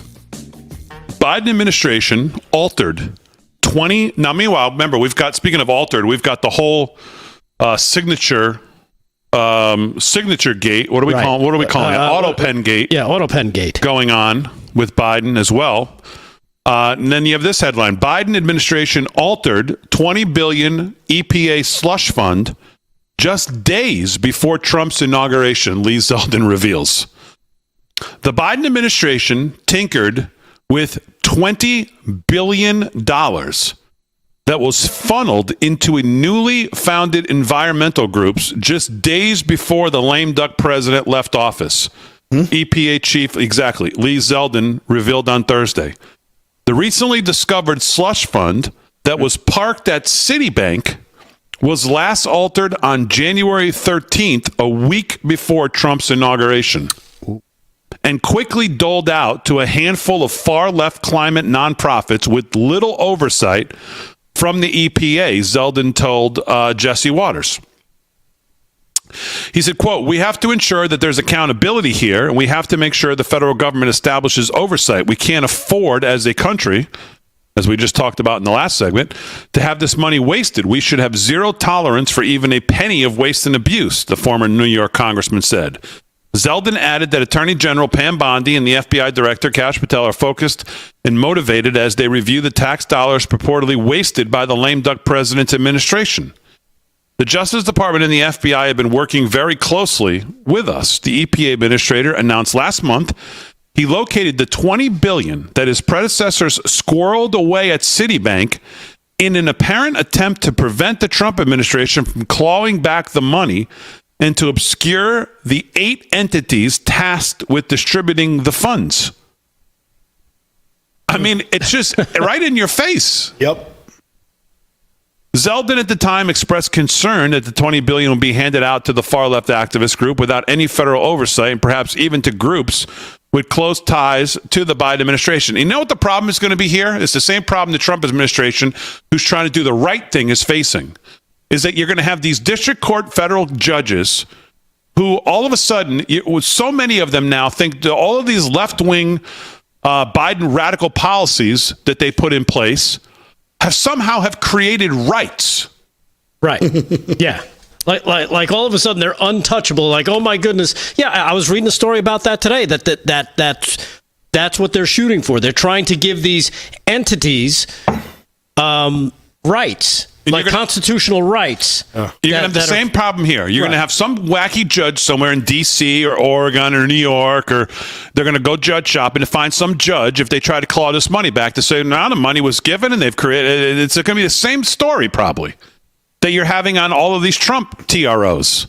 This Judge Beryl Howell today saying that the president of the United States can't. Did you see the Perkins Coy deal? Did you see this judge today? No. Yeah, look at that story in the news. This judge, Beryl Howell, says that the president can't take away Perkins Coy's security clearances. the firm that's responsible for everything doing with Russia. I mean, the judicial tyranny going on in this country is it's unbelievable. And now these judges act as if all this stuff that Biden did, which we don't even know at this point if he's the one who did it, has somehow created rights that can't be undone by the current president.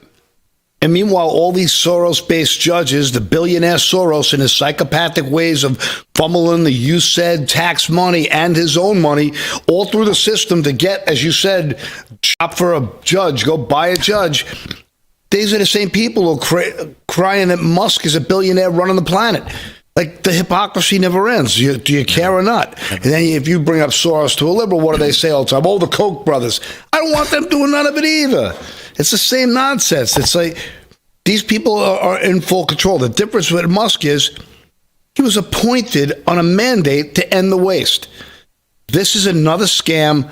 They're busted and they're protected. It's a joke. Yeah. The Climate Fund was part of the Inflation Reduction Act, Greenhouse Gas Reduction Fund. I guess. That sounds like a good front money. That sounds like a good way to launder money to groups that you want to just give money to. Yeah, that's hey, it's part of the Inflation Reduction Act, Greenhouse Gas Reduction Fund. It's what? That's got a gas leak. Yeah, don't worry about it. That's a gas leak.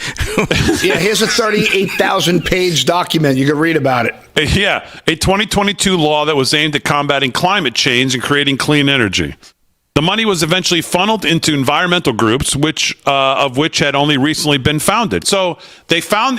When did you start your company? Yesterday. What'd you do today? We got $40 billion from the government. Yeah, I'm sure. We're set, man. At least for the next year. Right, you had a good day. Right. and you can't get the money back, and you're not allowed to know what we're going to do with it. Yeah. When did he give it to you? 2 days before he was leaving. Oh, really? Do you have a business plan? Of course like they said, throwing gold bars off the side of the Titanic.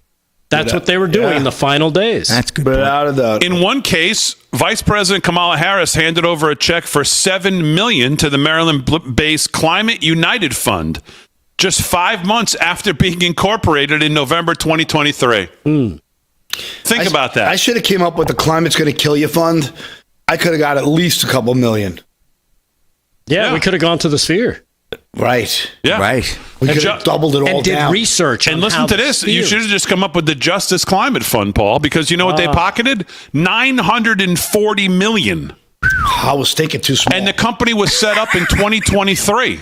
The Earth is about to explode. You're going to die fund. And has I need 50 billion million. Here comes Uma. And by the way, the company was set up in 2023 and has yet to file any kind of a single tax filing to the IRS. It's good to know people. $940 million. It's good to have friends in high places. I'm sure they all have board members that are very highly paid, though. Oh, yeah. Well, they earned it. You know, sitting on that board. Yeah, wow.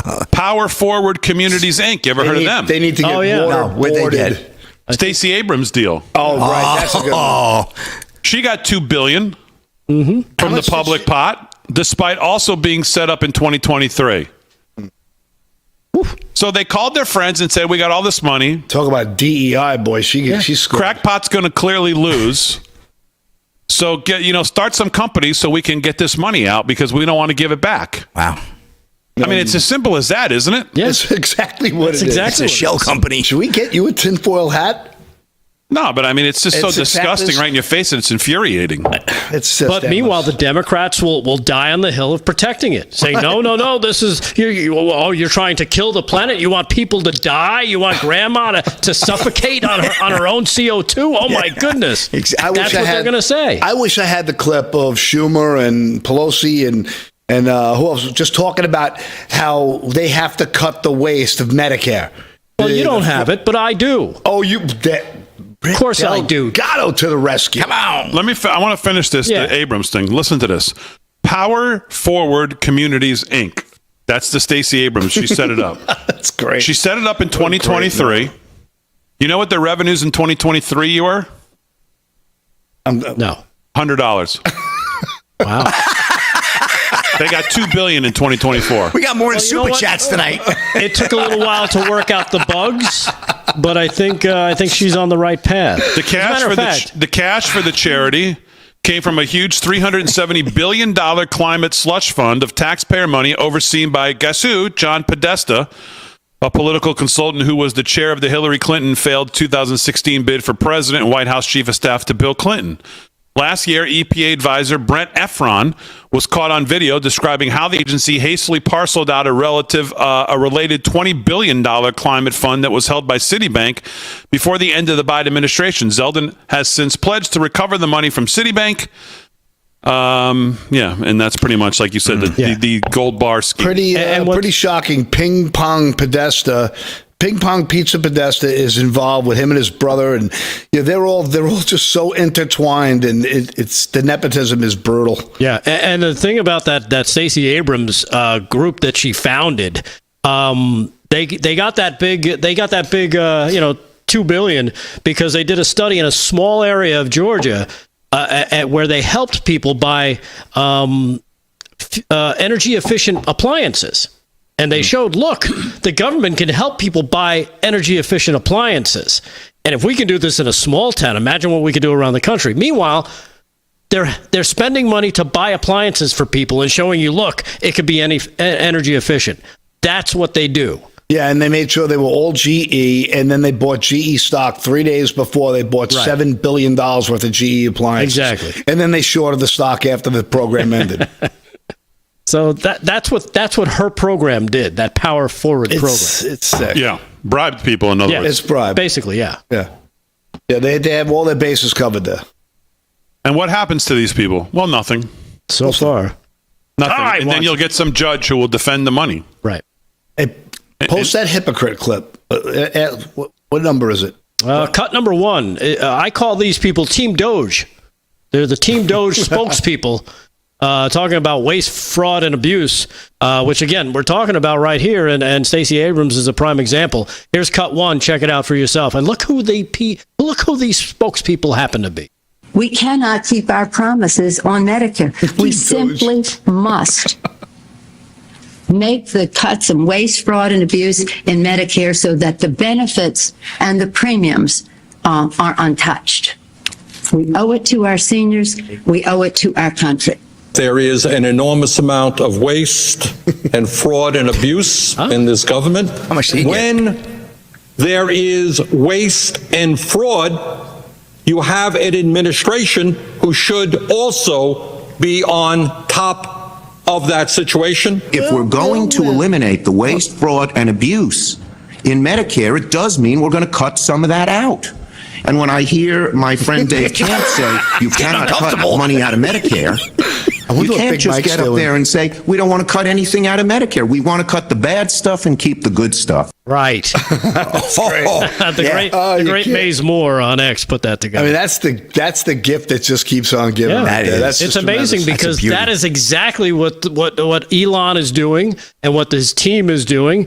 And you just saw them, Team Doge right there speaking up for Elon and what he's doing. Great to see them. Get out of Dodge. It's like when you go back and look at the YouTube videos of Obama and Clinton talking about immigration. Oh yeah. Yeah. Yep. They sound like they sound like Republicans.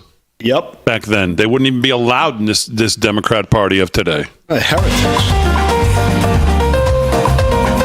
All right, we're back live from Studio 6B on a Wednesday night. Right after this.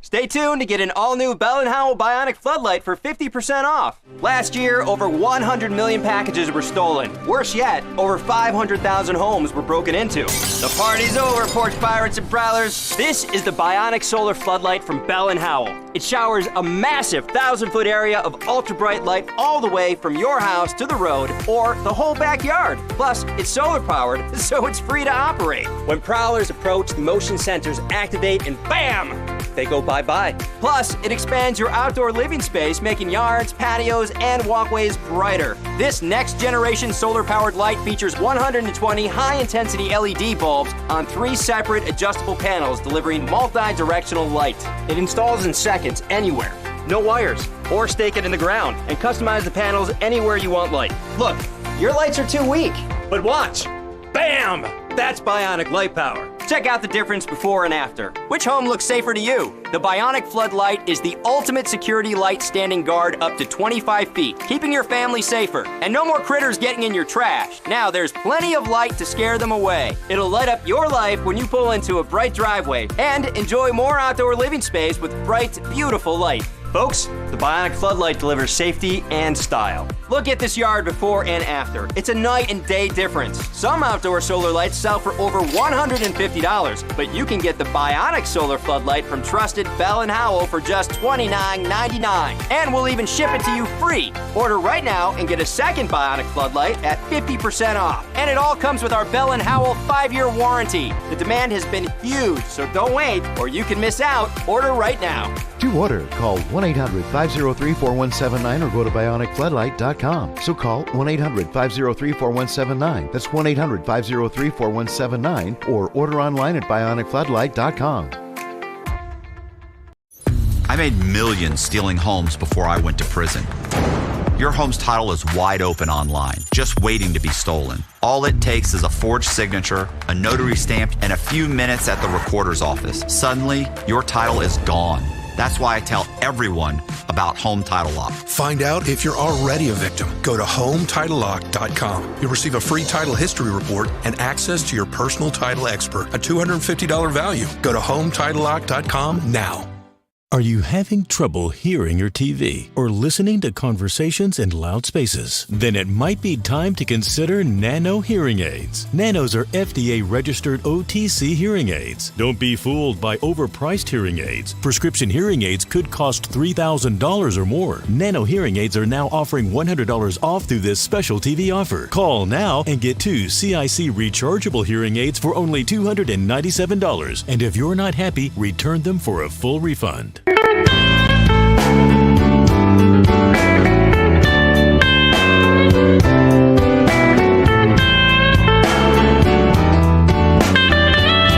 like the blues. 17 past the hour. Let me talk to you about our friends at Birch Gold. You don't go out and buy a life jacket when the boat is already sinking, and you don't buy gold when the economy has already collapsed. Clearly, others are heeding this advice as gold hit all-time highs in the first part of 2025, and it's not too late for you as well. And the company you can trust to help diversify you into physical gold is Birch Gold. The company you can buy your gold from, Birch Gold, specializes in helping you convert an existing IRA or 401k into a tax-sheltered IRA in physical gold for no money out of pocket. Just listen to this 5-star review. They said, quote, knowledgeable, helpful, non-pressured, end quote.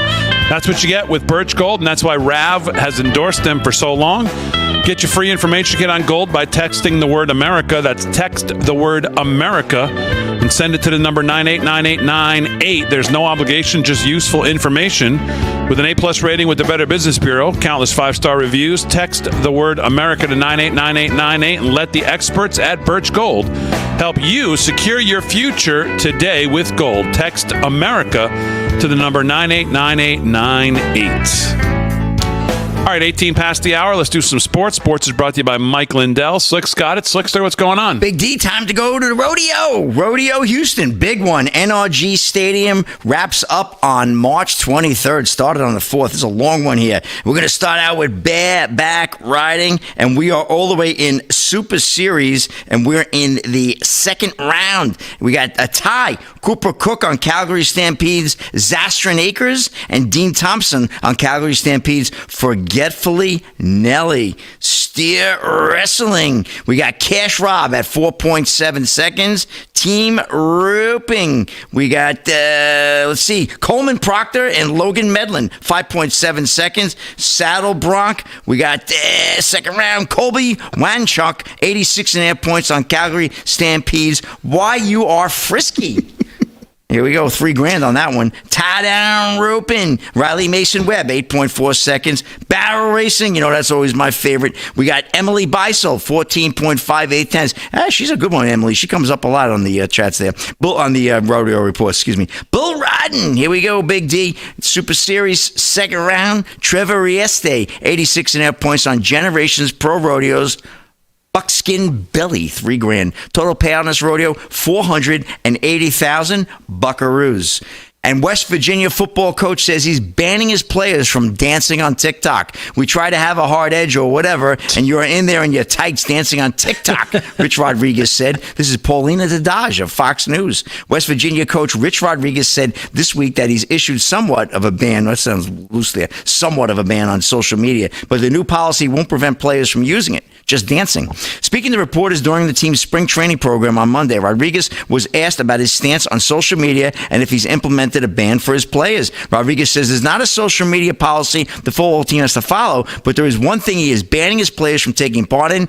They're going to be on it, so I'm not banning them from it. I'm just banning them from dancing on it, he said. It's like, look, we try to have a hard edge or whatever, and you're in there in your tights. Ain't quite the image of our program that I wanted, he continued. Rodriguez said when he spoke to the team, he expressed the importance of a group mindset, something he believes social media doesn't prioritize. Everything today is about trying to make everybody individual. It's all about the individual. Football is one of the last things that's got to be more about the team than the individual. So I banned dancing on TikTok. I guess I did that. Rodriguez seemed indifferent about his players wanting to watch their TikTok long after their football careers are over, but he put his foot down. So we'll see what happens there, see if this helps the West Virginia football team this year. That's the Mountaineers, right? Yep. West Virginia. So I'll see. Anyway, Big D, it's kind of a slow news cycle, as you could tell tonight in sports. Oliver Miller passed away in the NBA. Not a huge name.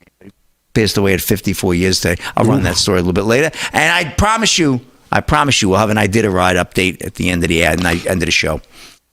That's a wrap.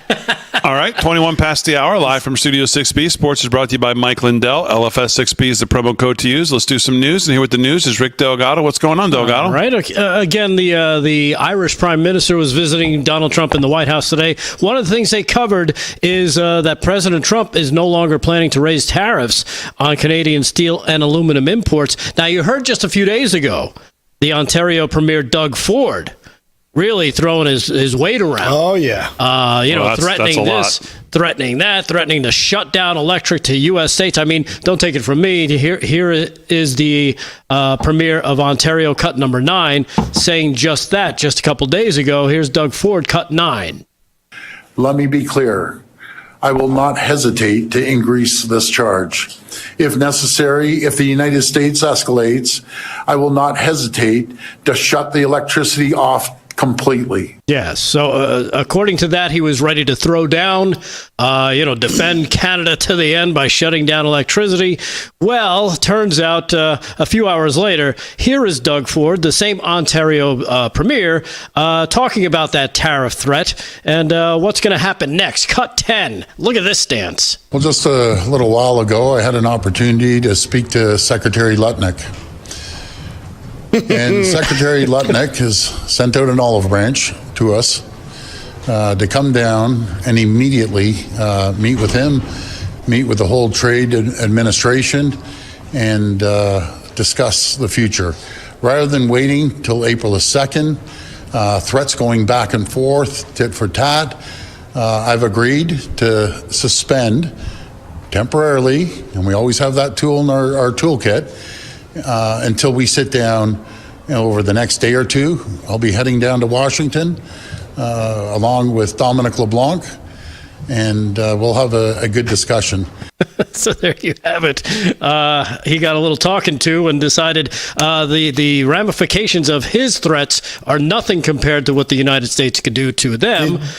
So he basically booked a flight to D.C. Did you get the language yes. there? I got a phone call and I'm going right away. I'm really sorry. He basically is getting on a plane to get down to D.C. to meet with the Trump administration. My wife's going to make a bundt cake. Yeah. And according to this, Donald Trump also no longer plans to raise tariffs on the Canadian steel and aluminum imports that he threatened on Wednesday would be 50%. Here he is talking about it today, again, with the Ireland Premier seated next to him in the White House. Here he is talking about delaying those tariffs. Cut 16. Check this out. And they asked me to do them a favor. Could I delay it for a period of 4 weeks so that they're not driven into a little bit of a disaster for them? They actually love what I'm doing, but they had a problem. And I'm not like a block that just, I won't delay. It's called flexibility. It's not called inconsistency. It's called flexibility. And I think you want me to be flexible too. Is flexibility going to be your ongoing view towards? Sure, I'll always have flexibility, but there will be very little flexibility once we start. April 2nd is going to be a very big day for the United States of America. The United States of America is going to take back a lot of what was stolen from it by other countries and by, frankly, incompetent U.S. leadership. Grossly incompetent. Amen. Yeah. Amen. That's the stuff I love about him. But let's be honest, I cannot say I love every single thing he does. I know I took some heat over the Massey thing. Mm-hmm. Did you guys go through it on Tuesday night? Was that a melee around here? Because you see Massey, he goes, unlike the Canadian Parliament, I won't break. He was trolling the. He said Trump's spending his day attacking me in Canada, but unlike Canada, I won't cave. Right. And then 6 hours later. And then Fat Boy there, obviously, whose sugar was low, had a Snickers and came back and said, I've rethought this. Yes. Right. And again, you got to hand it to Trump. He put it out there on Truth Social. He said, based on Ontario, Canada, placing a 25% tariff on electricity coming to the United States, I've instructed my Secretary of Commerce to add an additional 25%. And 50% on all steel, aluminum coming into the U.S. from Canada. Again, that saber rattling is a great way to negotiate. Yeah. Just keep rattling the economic saber because the whole world runs off the backs of the American people. Yeah. I got a clip from Howard Lutton talking about just that point. Markets don't love it, but 26 past the hour, live from Studio 6B. We're back right after this.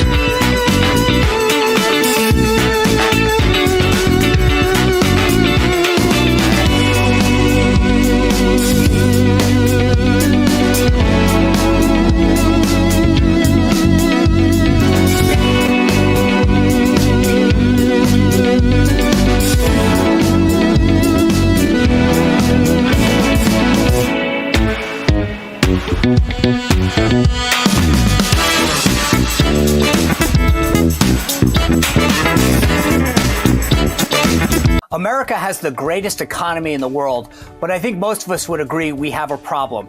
The cost of almost everything is up. Home prices, rent, food, insurance.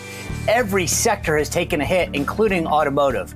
More Americans are keeping their cars for longer, including me. And one way that we can make life more affordable is CarShield, America's #1 auto protection company. CarShield's rated A+ with the Better Business Bureau and named America's most trusted auto protection company. With CarShield, drivers could save thousands on covered parts and systems like your engine, transmission, entertainment system, and more. It's the protection that I trust, just like these other happy customers. With CarShield, saving the $2,700 has been a real blessing. I love CarShield. It is my lifeline. Our life as nurses, we just step up and we help people, and it's really nice when somebody steps up and helped us. If our car breaks down, CarShield administrators have our back. If your car's out of warranty, it's not a matter of if it'll break down, but when. Call CarShield before it's too late and protect yourself from expensive car repairs. CarShield is ready to help year-round nationwide with thousands of vetted shops to choose from, or their concierge service to help you find a mechanic near you. Unlike other companies, they don't just send you to the cheapest place in town. I trust CarShield, and so should you. I have filed a total of over 5 claims, and my price from when I signed up never went up. And with the age of my car, that is security. CarShield is a U.S. company supporting hardworking Americans save over $1 billion in expensive auto repair costs. More of us are keeping our cars for longer, so give CarShield a call now before a breakdown happens. Call now. Call CarShield now before a breakdown and see how they're saving drivers money on covered auto repairs. Call 800-635-5126. 800-635-5126. This is the purest source of vitamins you can get. Unlike pills and powder, Gem is real food. I take it every day. There's no synthetic fillers, no mega doses. I'm eating actual food. It's not a supplement. I trust real food. What do you do when your tire goes flat and there's no air anywhere? You reach for Bullseye Pro, the smarter, faster, hands-free way to fill it up with air. Bullseye Pro is equipped with a rechargeable power plant, smart pressure sensor, and custom nozzles. It's like the power of an air compressor in the palm of your hand. Get your complete Bullseye Pro inflation system for just $79.99 and get free shipping. Plus, we'll give you a 50% discount on a second one. Order now. Did you know that thousands of authors across the country have written books and published them with Page Publishing? If you've written a book, Page Publishing can help you through the process. We cut through the confusion of the publishing world to make it easy for you. Call 1-800-319-0257.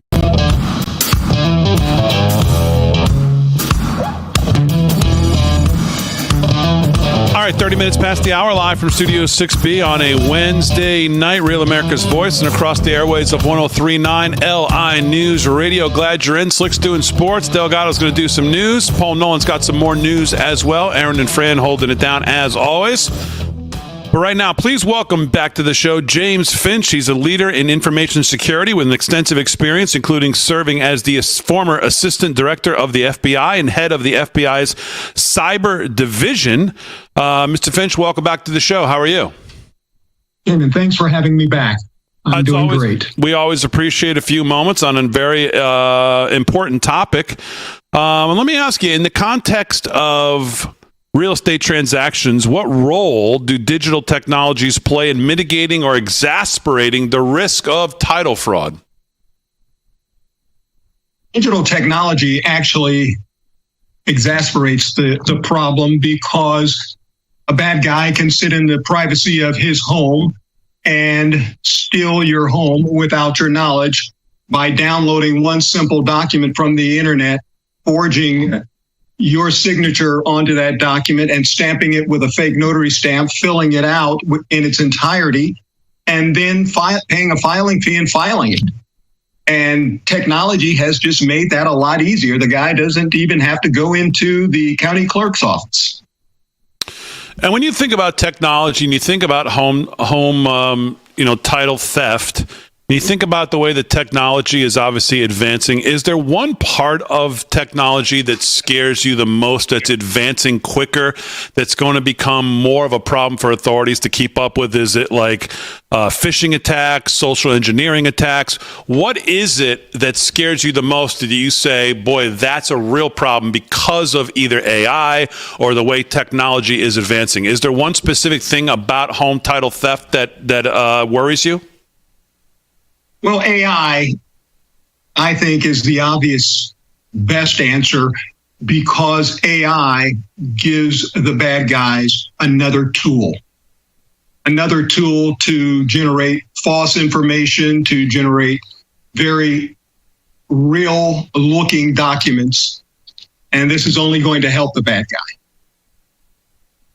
Now, when you think in this, I guess in the same vein, when you think about the world we live in and kind of remote communications, the prevalence of that, digital transactions, obviously the prevalence of that.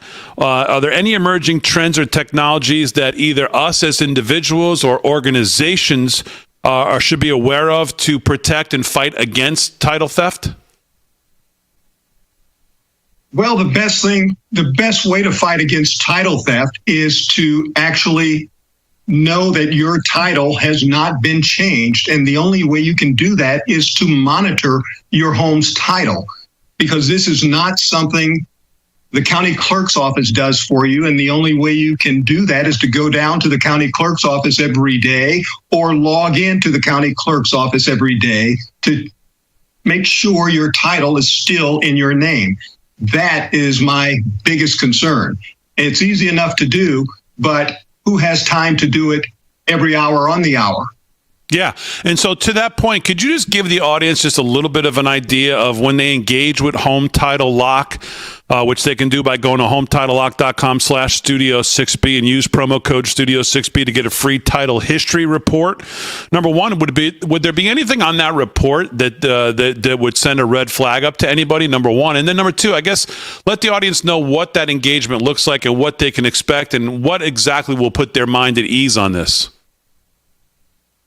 What that engagement looks like is that first thing that report will do is verify that your home's title is still in your name.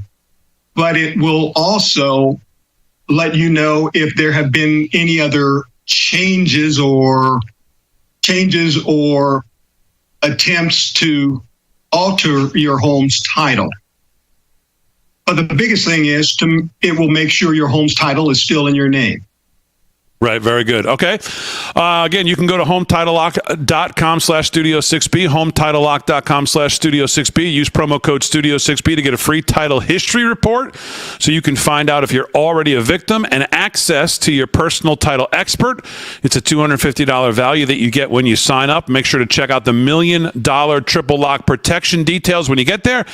Exclusions apply. For details, visit HometitleLock.com/warranty, HometitleLock.com/warranty. But again, HometitleLock.com/Studio6B for a free title history report on your home. Of course, most of us, it's your most valuable asset, so you want to be on top of it.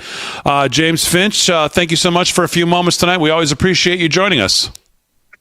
Damon, thanks for having me. I love talking to your viewers, so anytime. Thank you very much. Thank you very much. Enjoy the rest of your evening. There you go. HometitleLock.com/Studio6B. Mr. Nolan has some news. What's on your mind?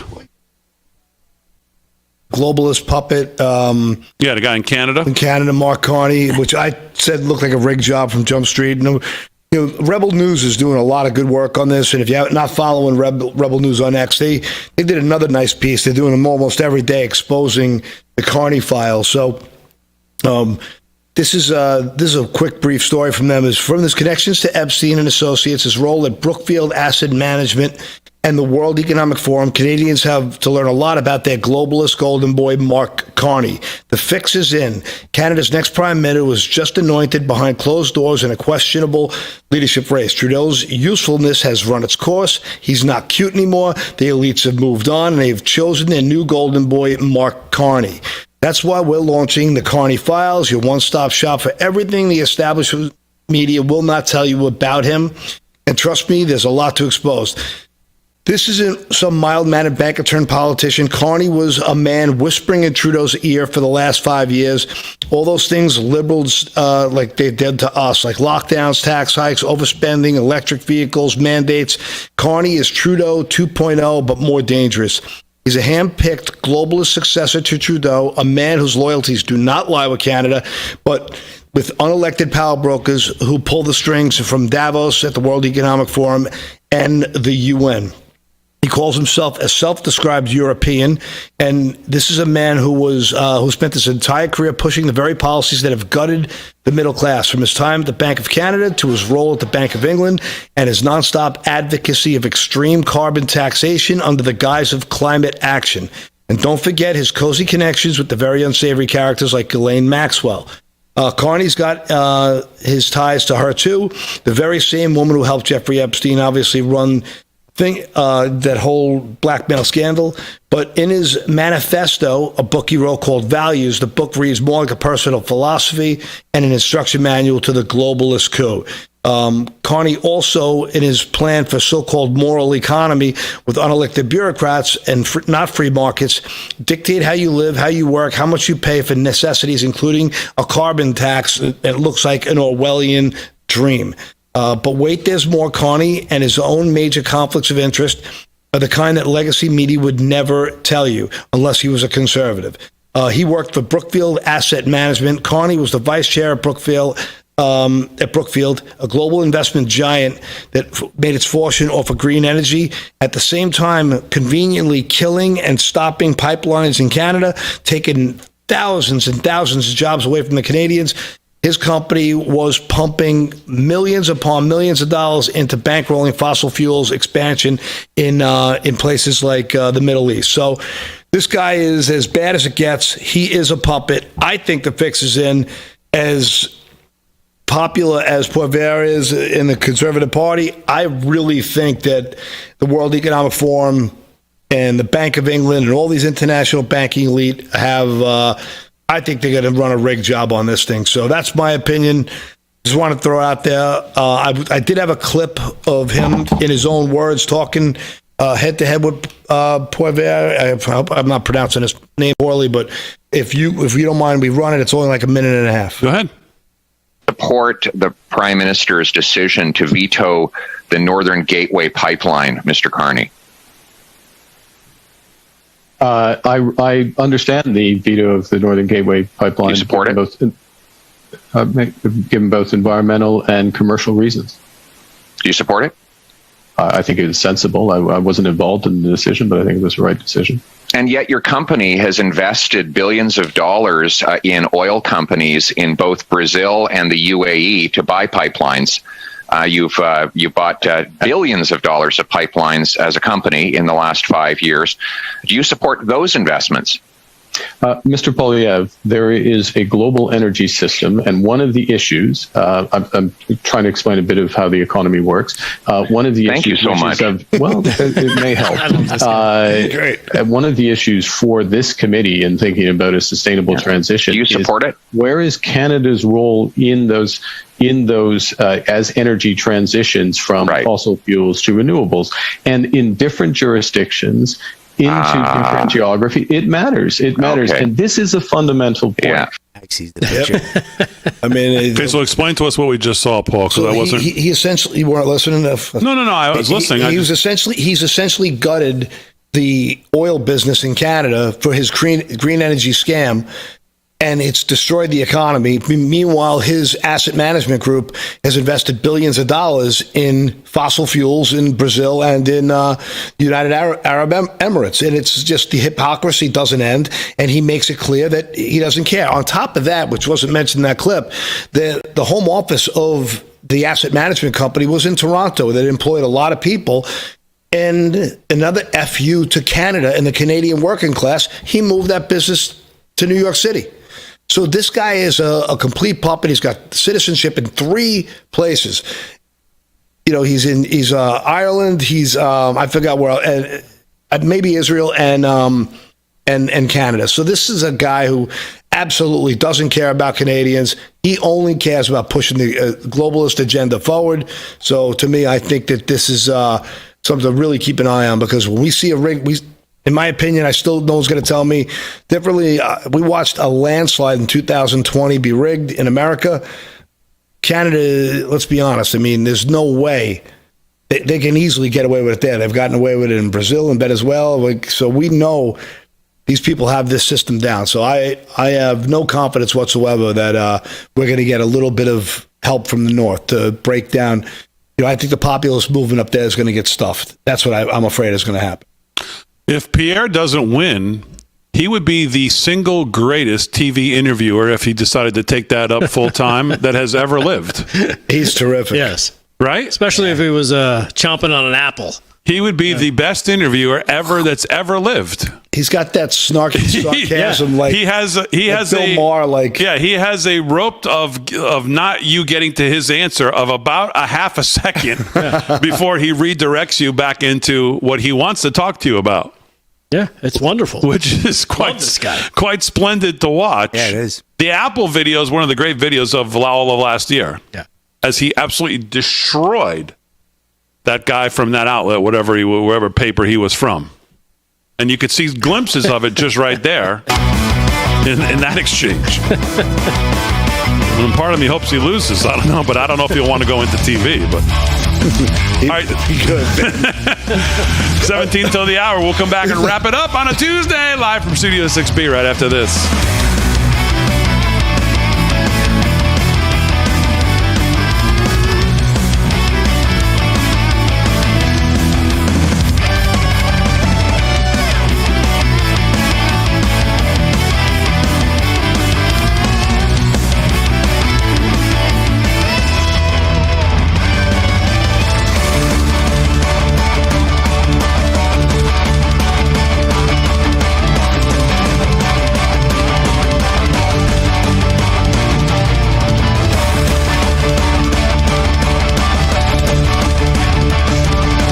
Sitting right now, it could be harming your health. Back pain, stress, and serious health risks can build up from sitting too long. But motion changes everything. Introducing Ready Rocker with its patented Rock Perfect design that supports your spine as it helps improve posture, relieve back pain, boost circulation, and release endorphins for your overall well-being, no matter where you are. Lightweight, portable, and covered in memory foam, Ready Rocker instantly transforms any chair or space into a healthier sitting experience. Sitting too long isn't just uncomfortable, it's unhealthy. With Ready Rocker, we make sitting a healthier experience for people of all ages. From soothing babies to helping with posture, back pain, and stress, we discovered that rocking can truly improve lives. Sitting is the new smoking. A sedentary lifestyle, whether you're sitting at a desk or in a vehicle all day, is not good for the body to just stay in that same position. And that's why the Ready Rocker is so effective. The rocking motion constantly keeps you active and helps you ease pain, reduces stress. It actually releases endorphins in the brain. It's a mood booster. I used to be in pain all the time, but with Ready Rocker, I felt relief and I'm in a better mood. I take it everywhere. I can literally feel the stress being taken off my joints while rocking. My back stopped hurting, my arthritis felt better. It's just wonderful. Now you can join the movement that's changing lives and helping thousands find relief. Call now or go online to get 35% off your purchase. We'll even ship it for free. Plus, you'll get this bonus canvas tote bag. Ready Rocker is changing lives one rock at a time. Now it's your turn to experience the relief for yourself. Call 1-800-592-1572 or go to GetReadyRocker.com. That's 1-800-592-1572 or go to GetReadyRocker.com. Call now. What if you could tackle your dog's itching, paw-licking, mushy poops, and low energy with a simple 3-minute change to their diet? Millions of pet parents are raving about Dr. Marty Nature's Blend, the anti-kibble breakthrough that's helping dogs act like puppies again. Such a huge difference in her health. More energy, more playful, no more pooping issues. He's healthier, he looks better. This is my way more energetic dog. I'm Dr. Marty. I've been a veterinarian for more than 50 years. The dangerous ingredients added to many pet foods could be impacting your dog's lifespan. That's why why I formulated Nature's Blend. Now you can feed your dog wholesome cuts of real meat, vegetables, and fruit with no artificial preservatives or fillers. Unlike fresh food, Nature's Blend is gently freeze-dried. This means extraordinary health benefits, but with zero prep, zero fridge, and zero mess. I just feed her right out of the bag. She's obsessed with this food. Thank you, Dr. Marty. And for a limited time, get up to 54% off with our special TV offer. Call or go to drmartypets.com/TV.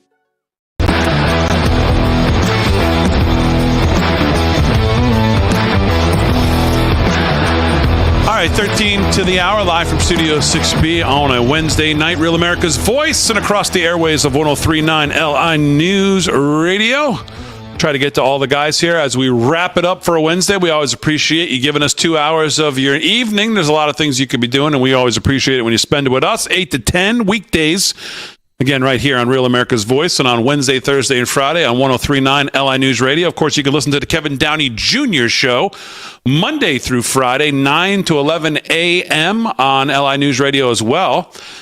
I've been getting a lot of messages on Twitter. Oh, yeah? People starting to request 3 hours of the Kevin Downey Jr. Show. I don't know if KDJ feels about that, but they can't get enough of Kevin Downey Jr. So. Yeah. Now, what station is he on?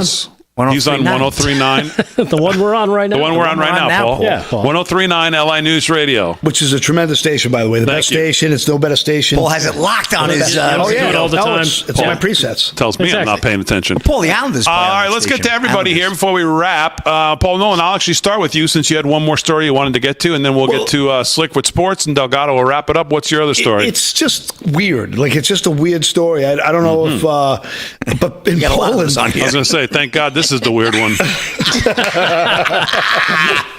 Now, come on, let Paul get his story out. Well, I just thought, because it reminded me of something I saw on the Babylon Bay, and I just wanted to kind of incorporate it. I'll be quick with it. Polish border guards detained the Ukrainian woman who was sentenced in Kazakhstan for 12 years in prison for participating in an organized criminal group trading human organs. And she got caught selling 56 kidneys, which reminded me of that crazy lady over on on The View, Joy Behar. Mm-hmm. This one, and she had said earlier in the week, she had said, "I wouldn't give my kidney to a dying Trump fan." And all I was thinking was, would you give the hair off her back when she?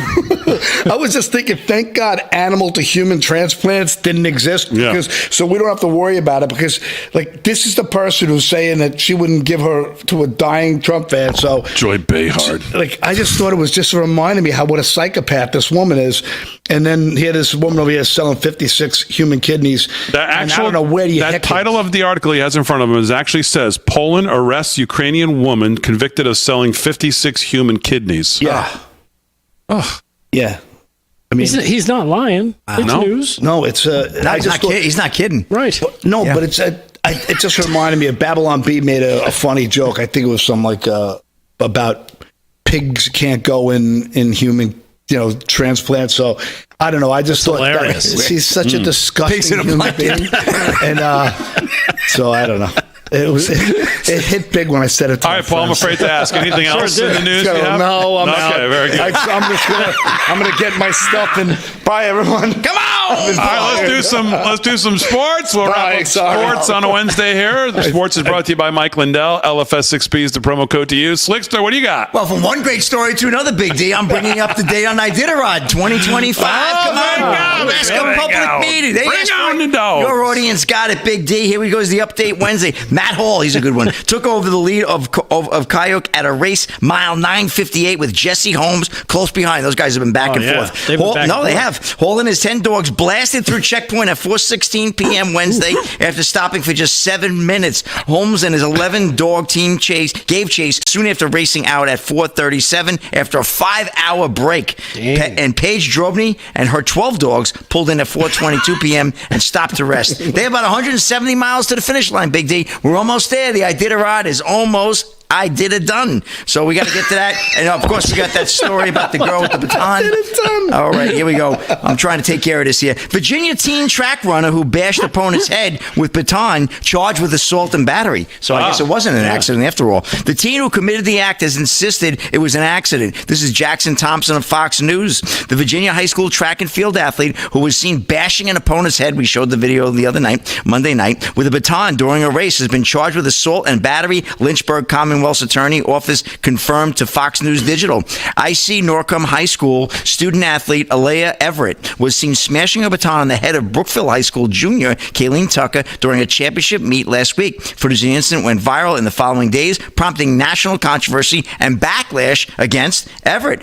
Tucker was later diagnosed with a concussion and possible skull fracture. Those batons are that heavy? Yeah. Skull fracture? Wow. Well, it's metal. It's like a lead pipe. Yeah. There you go. Tucker and her family members did not definitely say whether they would press charges against Everett after the incident in an interview with WSET ABC 13. However, charges have now officially been pressed, guys, as Everett faces one misdemeanor count of assault and battery. Everett has since said the hits were accidental in interviews with Wavy and Good Morning America. Prior to the charges being announced on Everett, the Portsmouth NAACP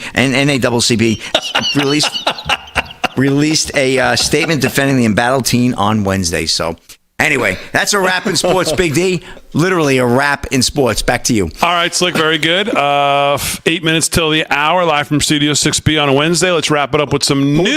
LFS 6B accountant. It's interesting to know that the normal segment, the normal part of this segment is now going to be done by Rick Delgado with news. Let's go to him. Delgado, what do you got? I'll do my best, Damon.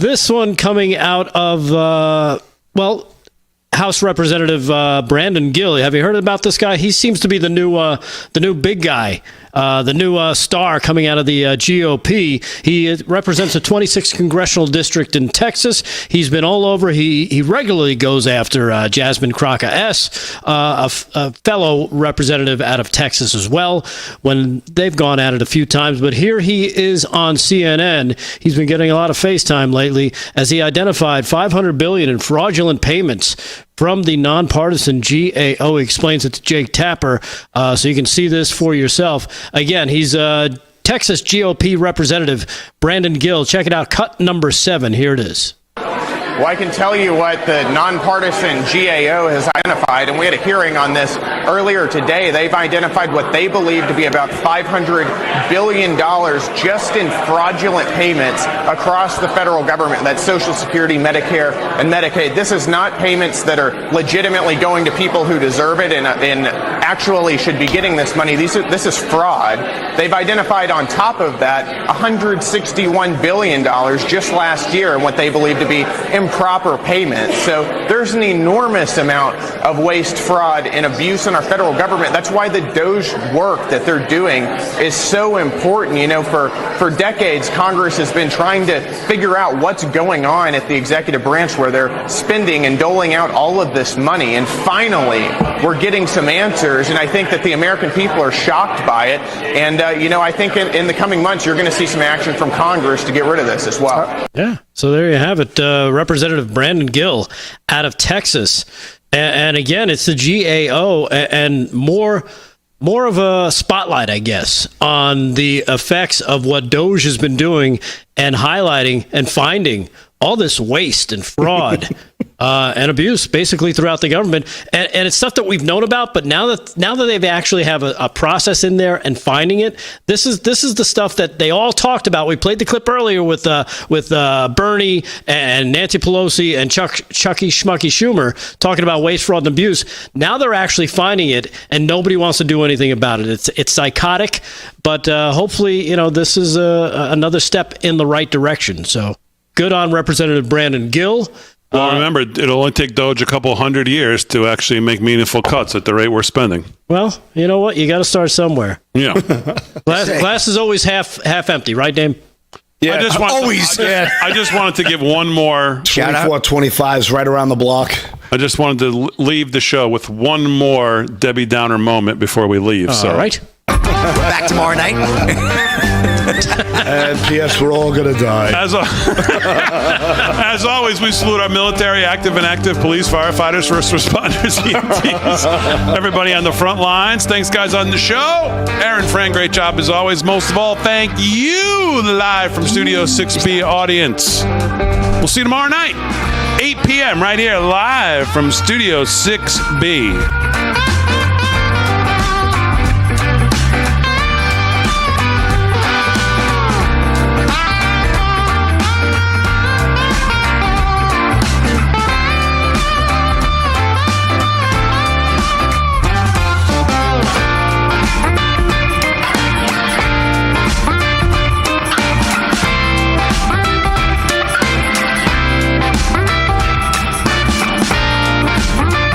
This is our last chance to help save thousands of Holocaust survivors who are suffering in the former Soviet Union today.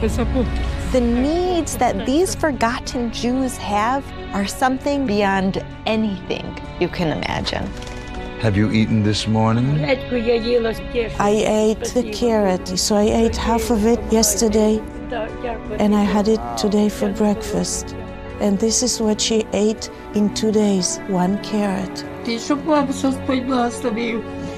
pray for me.